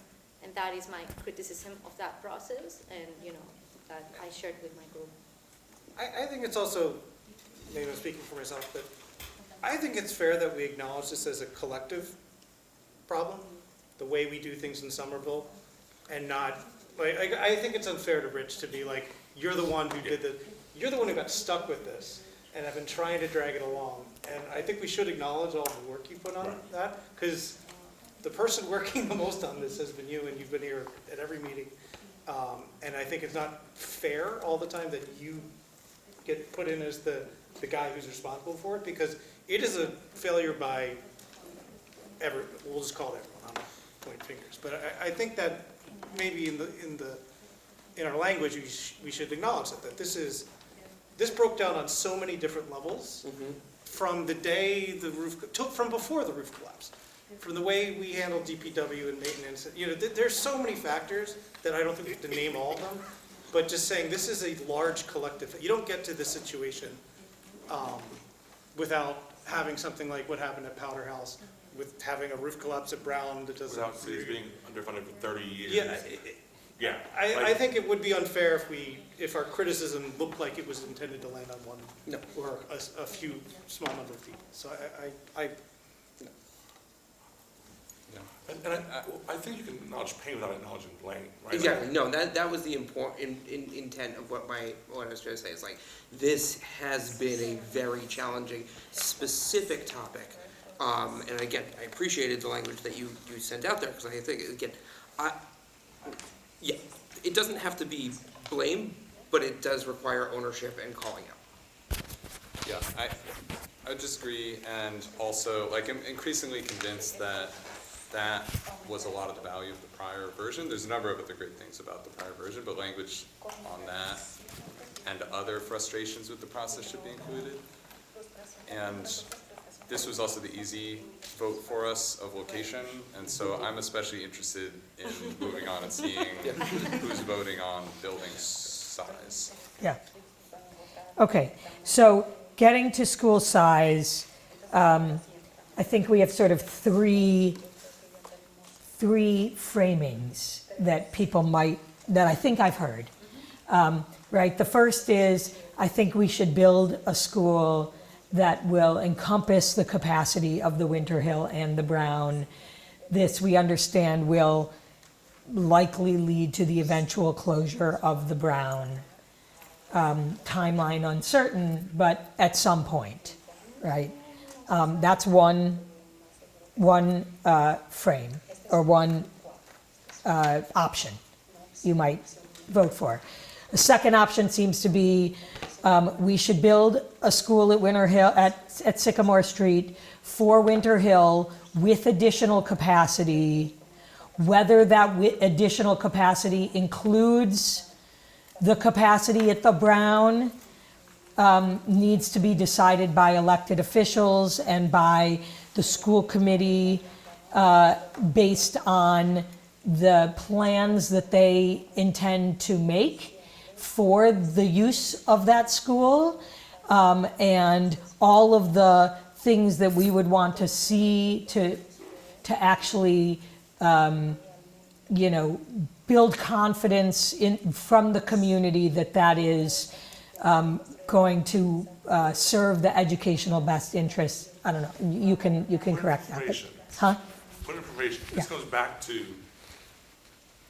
like, does the, and this is why I kept saying I never got a straight answer, does the school committee have to make an affirmative vote to close the Brown in order to apply for 925 seats? That's an MSBA question. You're asking me. But that's why I'm asking for months.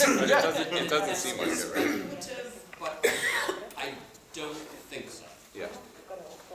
You don't have, So we don't have to vote to close the Brown. So that's why someone would choose the second option.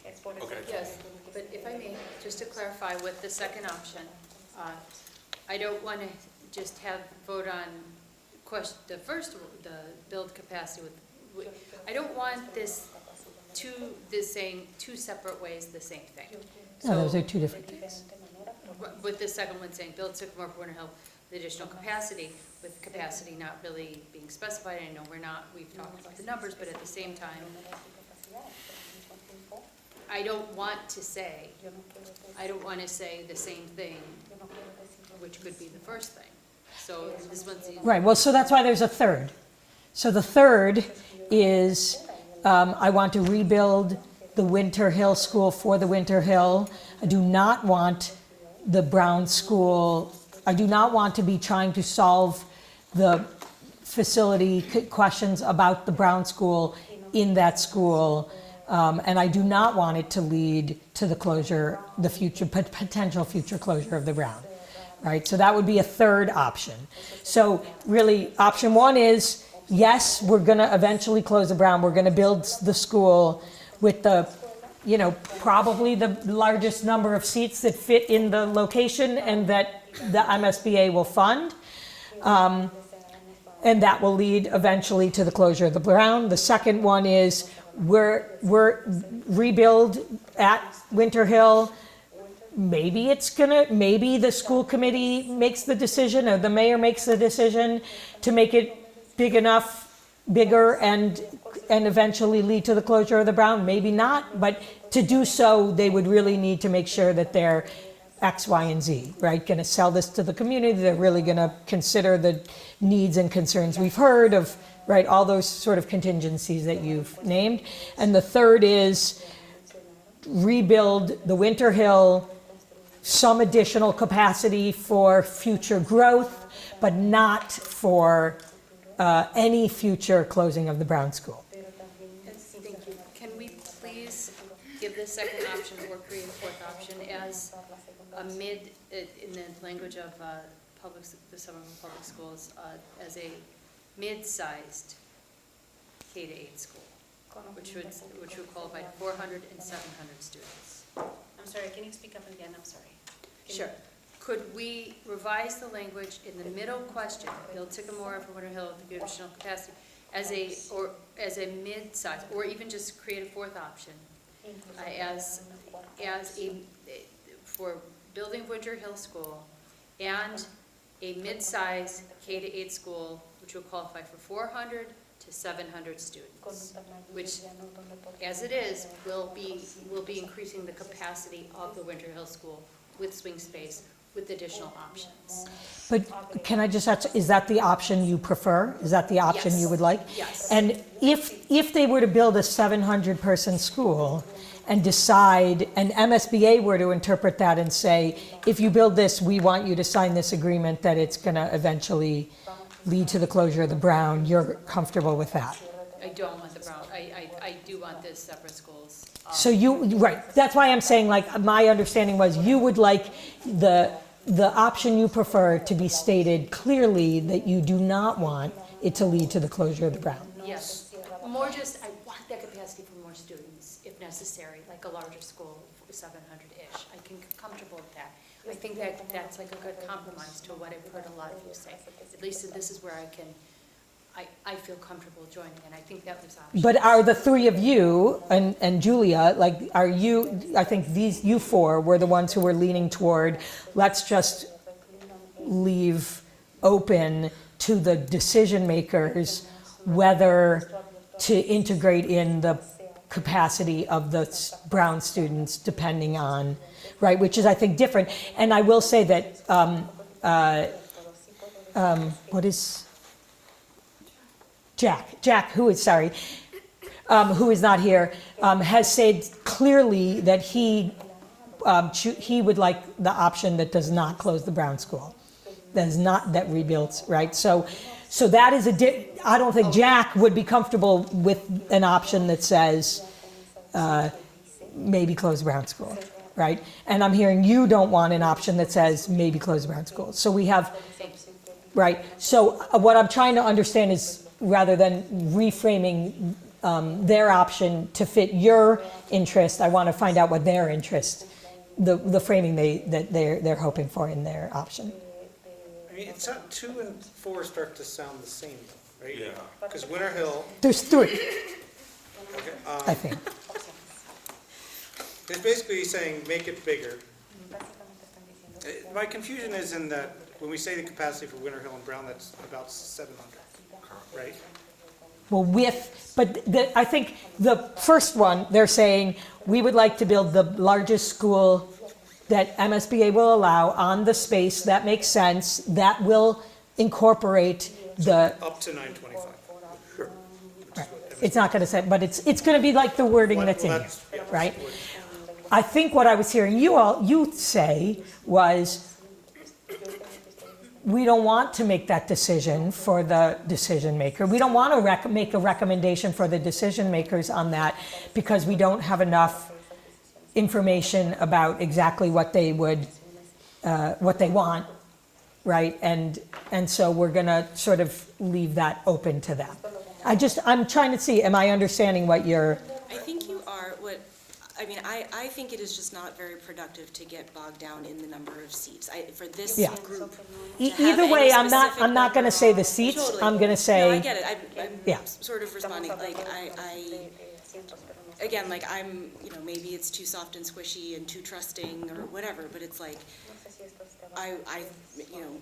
a larger school that provides all the things. I think we want some of the same things. To me, it doesn't make sense to give a number of what that means. That there's just people who are better able to tell me what that number is than me, and I want to trust that there will be many more conversations and processes to arrive at whatever that number is.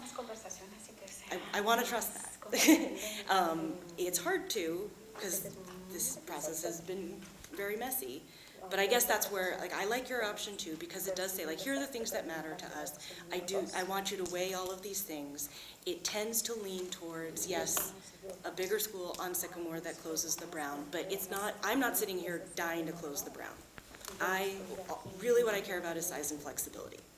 And I want my decision makers to prioritize those things with some other things about healing and sort of making everybody whole at the end of this. Like, I want those things to happen too. But I'm not sitting here really, in my heart of hearts, wanting anything to happen. Like, I don't have a strong opinion about what the Brown School does. I'm sad that it's caught up in all of this, but that's kind of where I'm at, which is why I like option 2. It also gives you a lot of opportunity to lay out those things afterwards. We don't all agree on this, that, and the other, or you better make damn sure this, that, and the other thing happens to make it, you know, I like that as a structure, but, so yeah, that's where I land. Okay. Gandhi.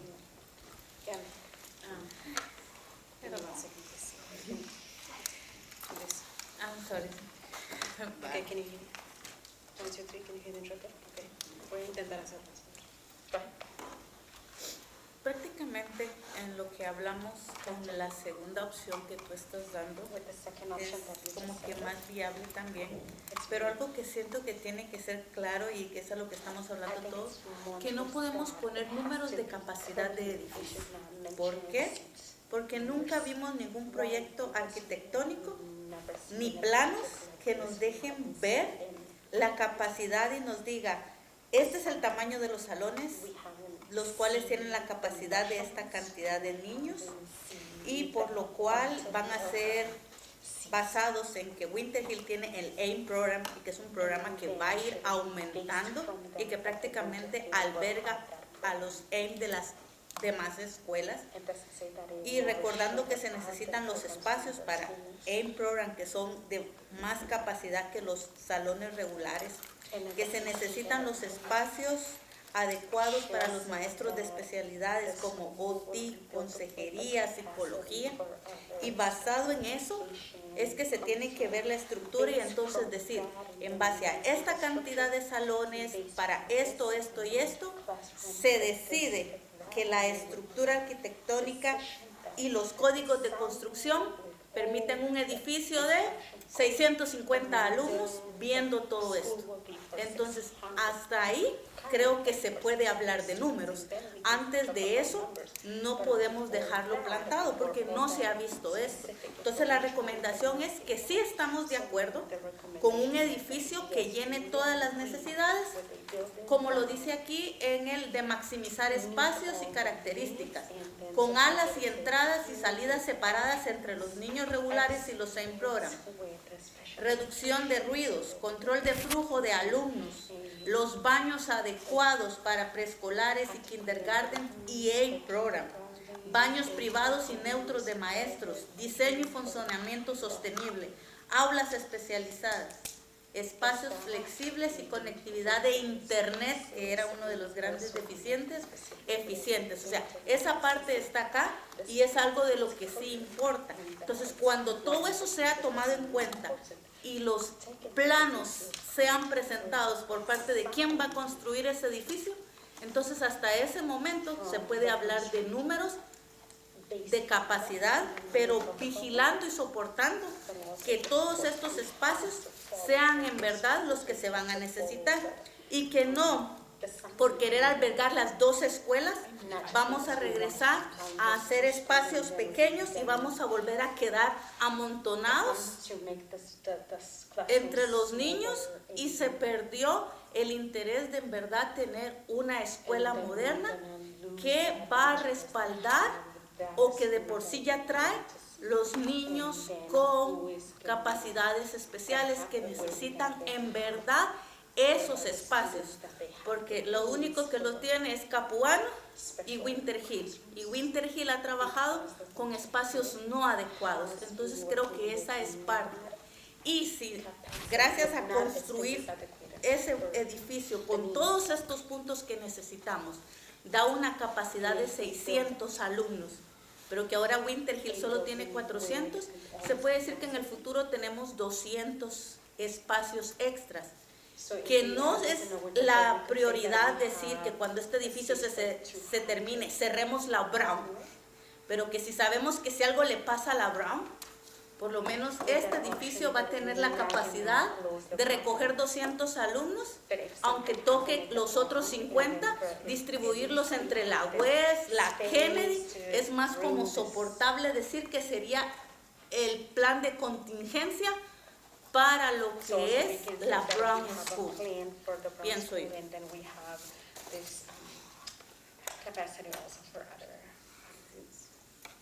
Yeah, okay.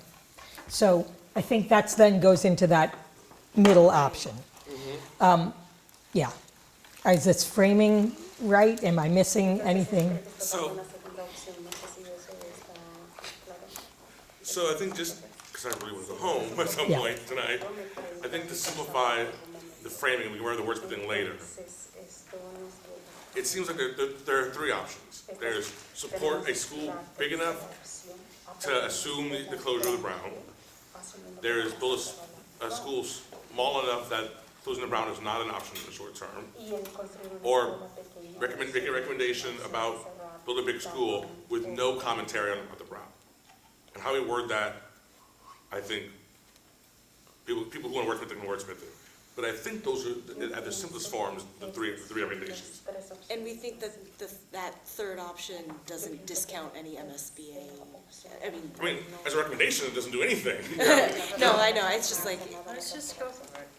Yeah, I mean, I no, I think, like that too, I just want to make sure that doesn't invalidate, it doesn't screw us over with the MSBA. well, it basically says we're not weighing in on the question of whether this school should have the capacity for the Brown. It's basically not right, what I heard, the way I heard, I think I heard it framed was not, we're not weighing in, but more, there are just other processes that need to happen in order for, for us to support. I mean, the way I framed it was, we're just not weighing in on it. Yeah, no, That I was just, intentionally how I framed I mean, it. I Not- like that idea. Well, I just- that's a question, right? Do you want to say you're not weighing in, or do you want to say, the previous phrasing was more around contingencies, right? Like we would want to see X, Y, or Z first. So that is the question. But given our time, Yeah, I want right? to be clear, Yeah. my initial thinking on that was, those are two separate questions. One is, what do we think, what is our recommendation as far as building? And the third question is, are there contingencies to that recommendation or not? And if so, what are they? I see. I think just for making the votes as clear as possible. Well, so then it's two, you're saying two options, but one has one No, I has think two I have- pieces. And even could have contingencies. That's the question we had after we have a recommendation.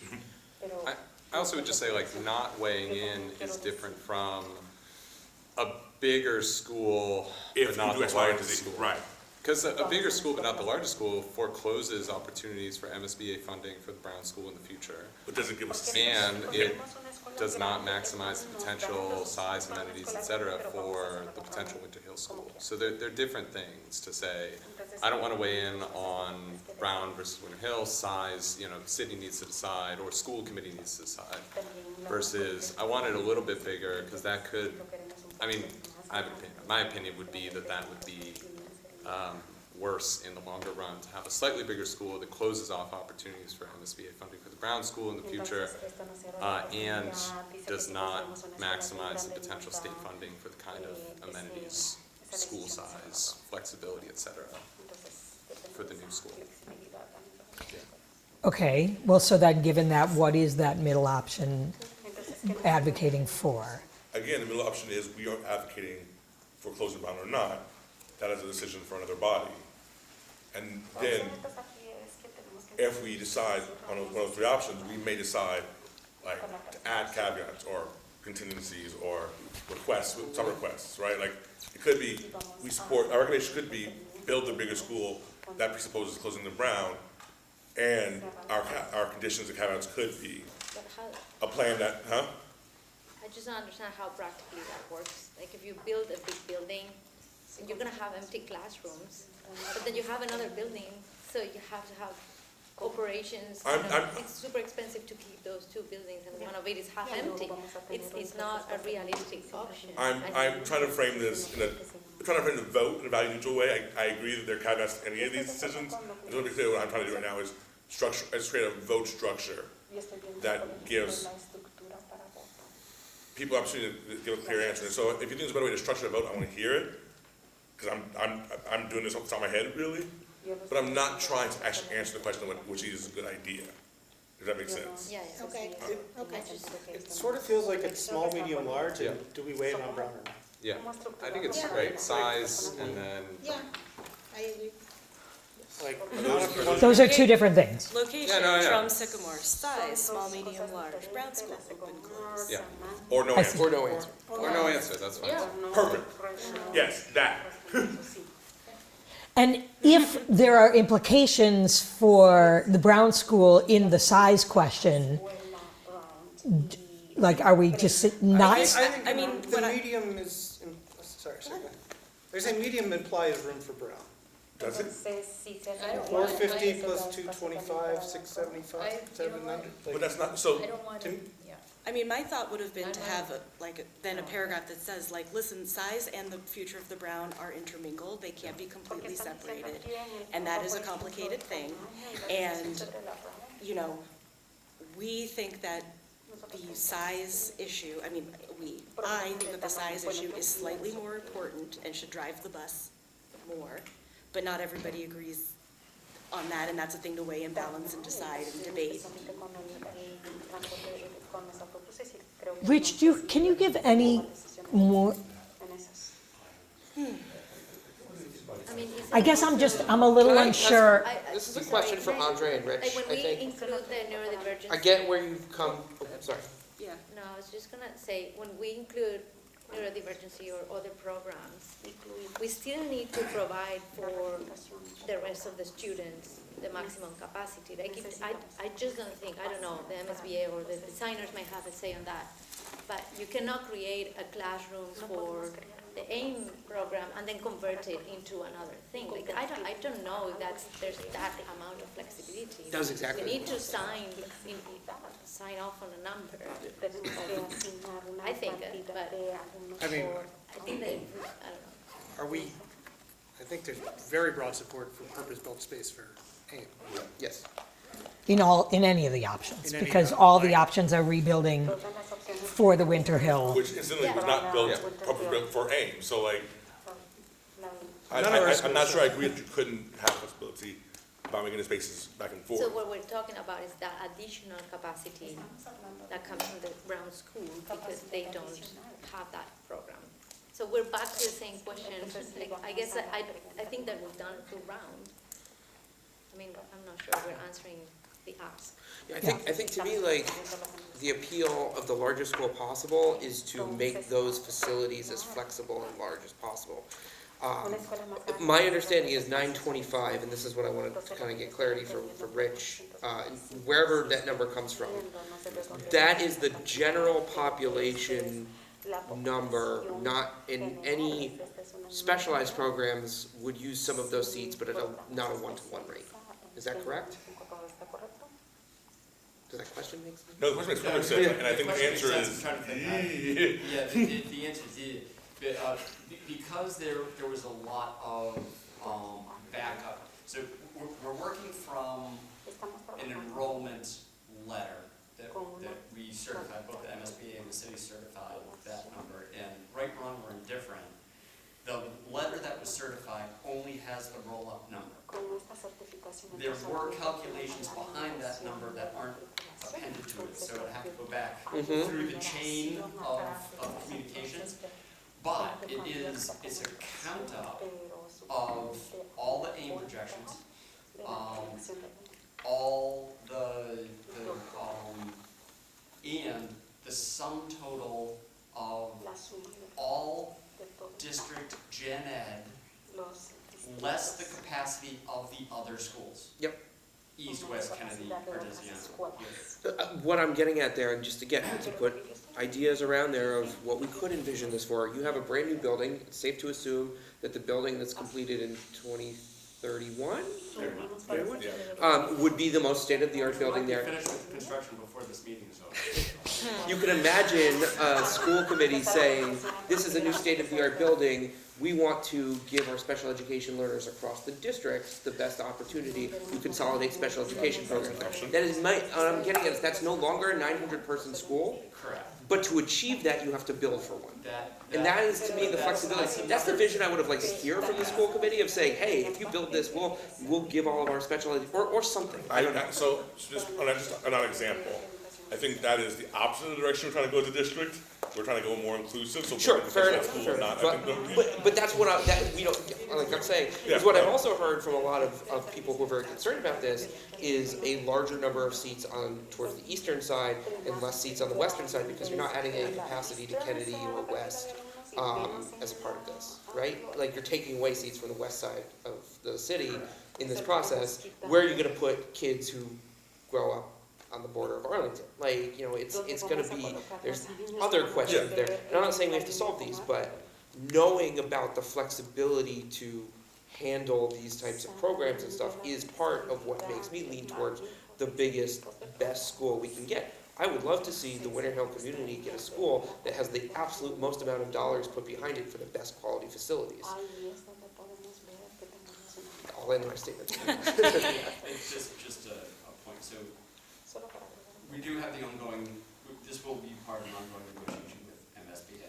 And the educational plan that we're developing, that I just told you that we've kicked off with Dr. Kamona's staff, we were very pointed in that to highlight district-wide needs in all of the programs and be agnostic as to where they currently are. So, for example, medically fragile and the other programs that are in Kennedy currently, we want the educational program to cover those and possibly make a case for that to be built into the new building, because we'll be able to specially build for that, as opposed to how it's sort of wedged into an older wing of the Kennedy program. So I don't know if we're going to be successful in that case, but the educational leadership team, ELT, is challenged with trying to make that case in community education. And so to go back to Emmeline's framework, where I feel like that makes sense to me, is you say large and you say no comment on the Brown School. Yeah. Is because you want to say, we need to build the biggest thing we can build for this, within What that reason, of is course. What that is, needs I don't know. further study. That needs a vision. That's where we need the leadership to show what to do. But it makes total sense, and what I've seen time and time again in this, it makes total sense to allow the school committee the flexibility to execute on its vision. The problem is I just don't have a vision to say, we're giving them the tools to execute on this. So I want to just add a point of information because it came up. Do you know why Slife and Flip and these other programs are at Kennedy? I'm sorry, what, well, a program. Like those programs, the special ed programs, the Federal Life at the Kennedy? It's because we noticed, because Ray Super noticed the Kennedy was segregated. And so we put the special ed programs there as a desegregation method. Yeah. Like, Well, I mean, a new facility, it exists in an ecosystem of other facilities, right? And it's Right. not, we're not putting everything into, but again, there's so much work that goes into that, solving that problem, right? And so it's like, what can we say that matters? Okay, so we have long exceeded our time, and while I'm happy to stay here all night, are you by the hour? we do have some other staff that I'm starting to really feel for.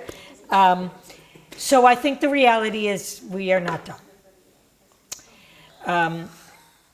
Our options for meeting again are December 17th or 18th. Those are the only two possible dates that we could possibly come back together before the end of the year. How many people will still be in town? Let me challenge that for a Yeah, can we second. at least Like, try to vote? I feel We like, might be closer than let you me think. put this up there. Can we say, we want the school at Sycamore Street, we want the city to build as big as they can, and we need the school committee in the city to make a decision about Brown. We need the school committee to decide if Brown We are is not, closed. we don't agree on the Brown. We are not. Yeah, Yeah. there's. I don't want the build, if we have to do an individual, I don't want the school to build as big as the Brown, or I'm sorry, as big as we can, so. I Right. don't agree with that. So there are two members who have made very clear they're not on board with that plan.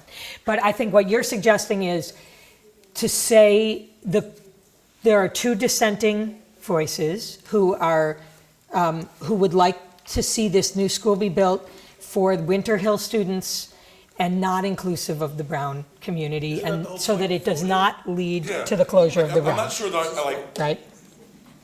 as a procedure thing, do we agree to be a consensus-based body, or are we just gonna, cause like, I at least like to see the sense of the body before we say, like, if it is whatever, how many of us are to 2, we should just say that. Right, that's what I'm saying. Yeah. Yeah, but let's do that. That Let's is- do that. that's- Let's not talk about it. Right. Right, well, that's what I'm saying. But the question I think that we're still wrestling with is, is this other thing 2 options, or is it one that says build the largest Does the- amount, does anyone object to and then we're framework? divided on whether or not that will lead, to do that, whether it leads to the closure of the Brown? Can we just go around with Emily's Yeah, framework? we Because I don't just think have we're a framework. I divided think on everyone that. agrees on Emily's framework, can we just try it? Because I think there's so much fuzziness around those options anyway, that like, trying to parse, like, I 750 would like to or vote on Emily's. It's hard to interpret if there's many people. Sorry. Thank you. One person at a time. Okay. Emily, please, can you say what it is you'd like people to? What I think it is that we are voting on 3 things. First is location, second is size, small, medium, large, or Yes. is that As a okay? shorthand, yeah. And then Brown, close Brown, absolutely keep Brown open, or Say nothing. say, yeah, say nothing, I guess. push or- it back to. Yeah. So Okay. it's 3 separate. Okay, let's try that. So Sycamore, the largest school for maximize MS. And I'm torn between push it, but I vote for, integrate the Brown into this, or, integrate the Brown into the new school.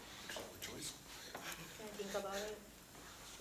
Sycamore, largest as possible, don't comment on what happens with the Brown School.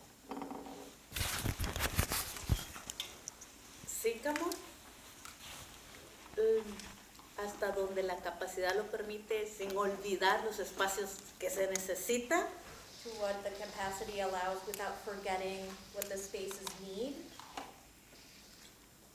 Y tratar de mantener abierta la Brown hasta donde el edificio lo permita. And try to keep Brown open until the building allows. Sycamore, large as possible, close Brown. Okay, I am Sycamore, largest possible, and defer on Brown. Sycamore, largest possible, defer on Brown. Sycamore, medium, I could give Vince on large if you talked about middle school, and defer. They said no to middle school. Sycamore, a 600 or less student school, and no closed Brown. Sycamore, I'm gonna say large because it sounds like use of the space will make that less overwhelming. And defer on Brown. I have a lot of opinions on that working there, but I'm gonna say defer. Sycamore, large as possible, close the Brown. And Did you capture all that? Close. Why are we saying defer? Defer has a lot of She said bad that. connotation. I did. yeah, Yeah. that's maybe not the right Defer word. feels like, let's just not make it, let's just not have a plan for it. I think. That's true, and Defer I to think the- that would not you be. Say mean that again? Defer to others, to other Right. Yeah. decision makers. Yes. Not Yeah. defer. So I just want to raise one possible, I just want to ask a question about that for you all to think about, right? Because I know that we've talked a lot about the lack of trust in the city and all the things that, we will include as acknowledgements with the process. And I just wonder about what you want people to think, how you want the public to respond, your constituents and others, to whatever action the city takes based on your recommendation, right? If you are silent about the implications for the Brown. So that is to say, is that setting, while I hear that you don't want to take the political fall, are you setting the city up for maximum anger from the public for when they actually have to make the decision. Sorry, it's my understanding that the recommendation will have so many people voted this, so many people voted that, so many people voted Yeah. that. That is, right? We are not, are we trying to vote for a consensus or are we advancing the, we are advancing this. So Yeah. the city will receive 2 people said this, 3 people said that, Yeah. 5, 6 people said this. Yeah. And yes, we are setting them for, let's say, for maximal anger, but in a way, this is sort of the consensus. There are parts of this that the majority is deferring with dissenting opinions, and that's it. Yeah, Right? okay. Yeah, I thought someone was suggesting that nobody mentioned the Brown in the whole report, but we already heard some people want to mention Yeah, I that. want to be clear, I said the word defer, and I did not mean, I don't mean wave your hands and pretend. I just meant that I assumed we would then follow that up with some sort of statement about the complexity of that decision, something that kind of just said more about how important that is, and therefore, I don't know, said something else more than that. I don't Yeah. mean. I'm fine with, But this says it already, no? Exactly. I We're very think it would close on the actual Planning for language. the Brown Yeah. building. no, Planning because for this the is Brown planning for the building. Brown Yeah. building. Here is the, the majority, there will be 5 votes, if I counted correctly, that say this is the size school we recommend you to build, but we also recommend that it is your decision whether to integrate the Brown School or not. It's your decision. We are not voting into that, right? Like, am I interpreting No, I correctly? agree. And they will have to deal with that mess. We are, in a way, collectively, we voted differently, but I think that it reflects, that recommendation will reflect the discussions and the positions, meaning some things were sort of agreed or there is a more clear majority. In this thing, we are kicking it back to it is a valid result to me. I just want to say, I think Paul and I agree on this.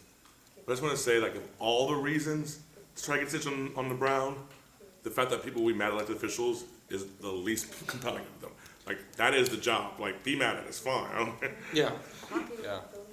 I don't think. Well, I meant that for the point of view of the override, Yeah, more than anything else. No, I think Not about them personally, I meant about the idea of building trust and buy-in in this decision that will get made. Part of the idea here was not just to make the decision, but to make a decision that then you all are out there cheering on, right?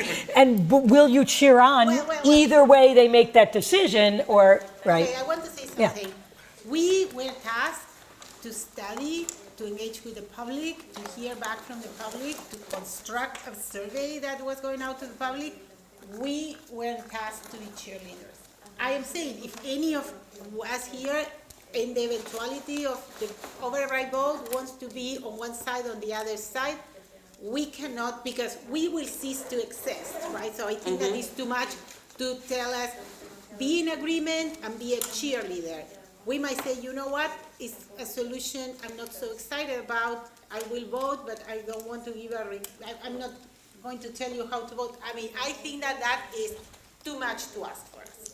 Because we agreed to participate, to do this. We didn't agree to campaign for this. No, that's not what I Someone meant. wants to do it, Yeah. fine, but I'm not. I don't have time. I'm gonna add that I worry about not having a specific ask of having a plan for the Brown School, because then we're gonna put it out there, there's gonna be a new school, and the moment there's an override for the Brown School, a lot of people would vote against it. And I think we're setting that up. It's not against the city, it's just that, we now have a new Brown, new school, and has capacity for the Brown School, why would I need to pay for another override? Yeah, in my mind, this is not in exchange for a plan for the Brown School. Right, so I think instead of saying, and defer that, we should say something like, there needs to be a plan Yeah. Yeah. between, you know, the Because it recognizes school that, like, committee, city, Yeah. neighborhood, whatever we want, because I don't think to there's, have a plan for it. yeah, I don't think there's too many of us who are like, oh, this Brown, like, the driving factor is not closure of the Brown. It's like, I mean, maybe I'm wrong, but it's like, it's gotta be put in balance with the other priorities, and an informed decision has to be come to. It seems, yeah, I think there's a way to write that that's strong. I certainly didn't mean to make it sound Yeah, like. no, Yeah, I mean, it's not the vote, the thing I voted for, and so I don't mean to speak for others, but I feel like the option isn't to pass a political football or to anything. Like, I feel like it is some of the language that was in the previous draft around having a clear plan for what this building would include that would have programming for a larger, I mean, that could be some of it.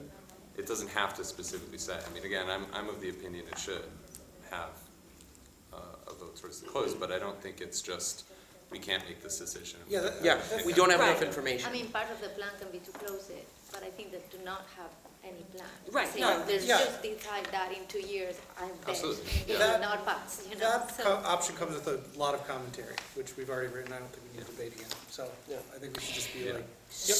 Okay, but so I understand the desire to not have another meeting.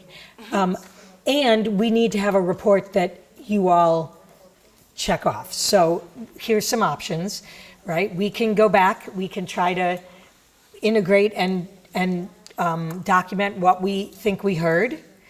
And then I think send it back out and get a sense. Can, you know, there's like, can you live with this? Is this accurate? Do you have suggestions on how to make your pieces better, right? I did see, like, for example, you wanted to change, like, the dissenting language that came from somebody else. Like, so you can't change somebody else's language, even if you disagree with it. You can disagree with it, but it's that's the point they want to make, right? So we would have to do it so that people can then make sure that you can add the pieces you want, and then we compile it and ultimately work via email to get the final sign off. Is that how people want to? I'm fine with that. I think the Do this? wordsmithing would better happen over email. Yeah, yes. Because like, I'm not. It's just that not everybody engages over email. I think if So, that's what we're doing. It's a handful of people, so is it okay for the?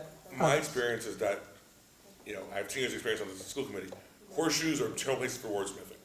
What's that? If horseshoes are terrible places for wordsmithing. We tried to wordsmith the document in this group as a meeting, we would be here.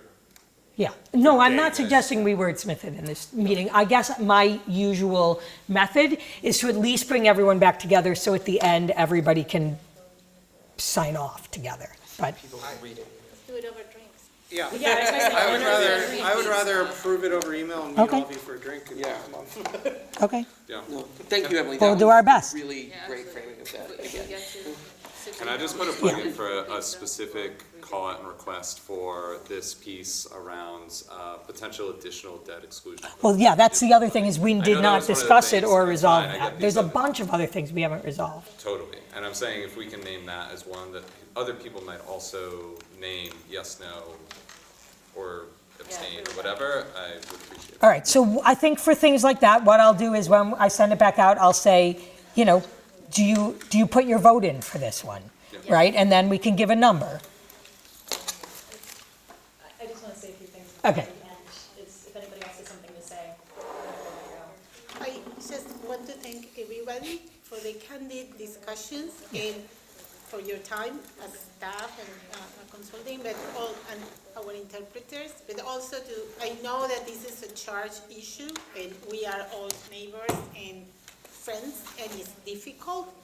And I think that one important thing that we should cheer on, not just the result, but the process as we took it. Like, I don't care what the document exactly will say, but what I am going to be cheerful is if people say, the CAG meeting. I'm like, sit here for all these meetings and then bitch about my colleagues. So I thank you. No, I thank you because everybody was very thoughtful here, speaking more, speaking less. so bad Matthew left. But I do appreciate the time you are taking. I gained a lot of information, and the decision I am trying to support comes not just from my head. I maybe had different opinions before, and your perspective has helped me. So I want to thank you for helping me, and I will be a champion for your decision here, because I do appreciate the more or less consensus we try to build very respectfully. So I am very glad for that. Thank you. Can we, on that note, that's. No, we did.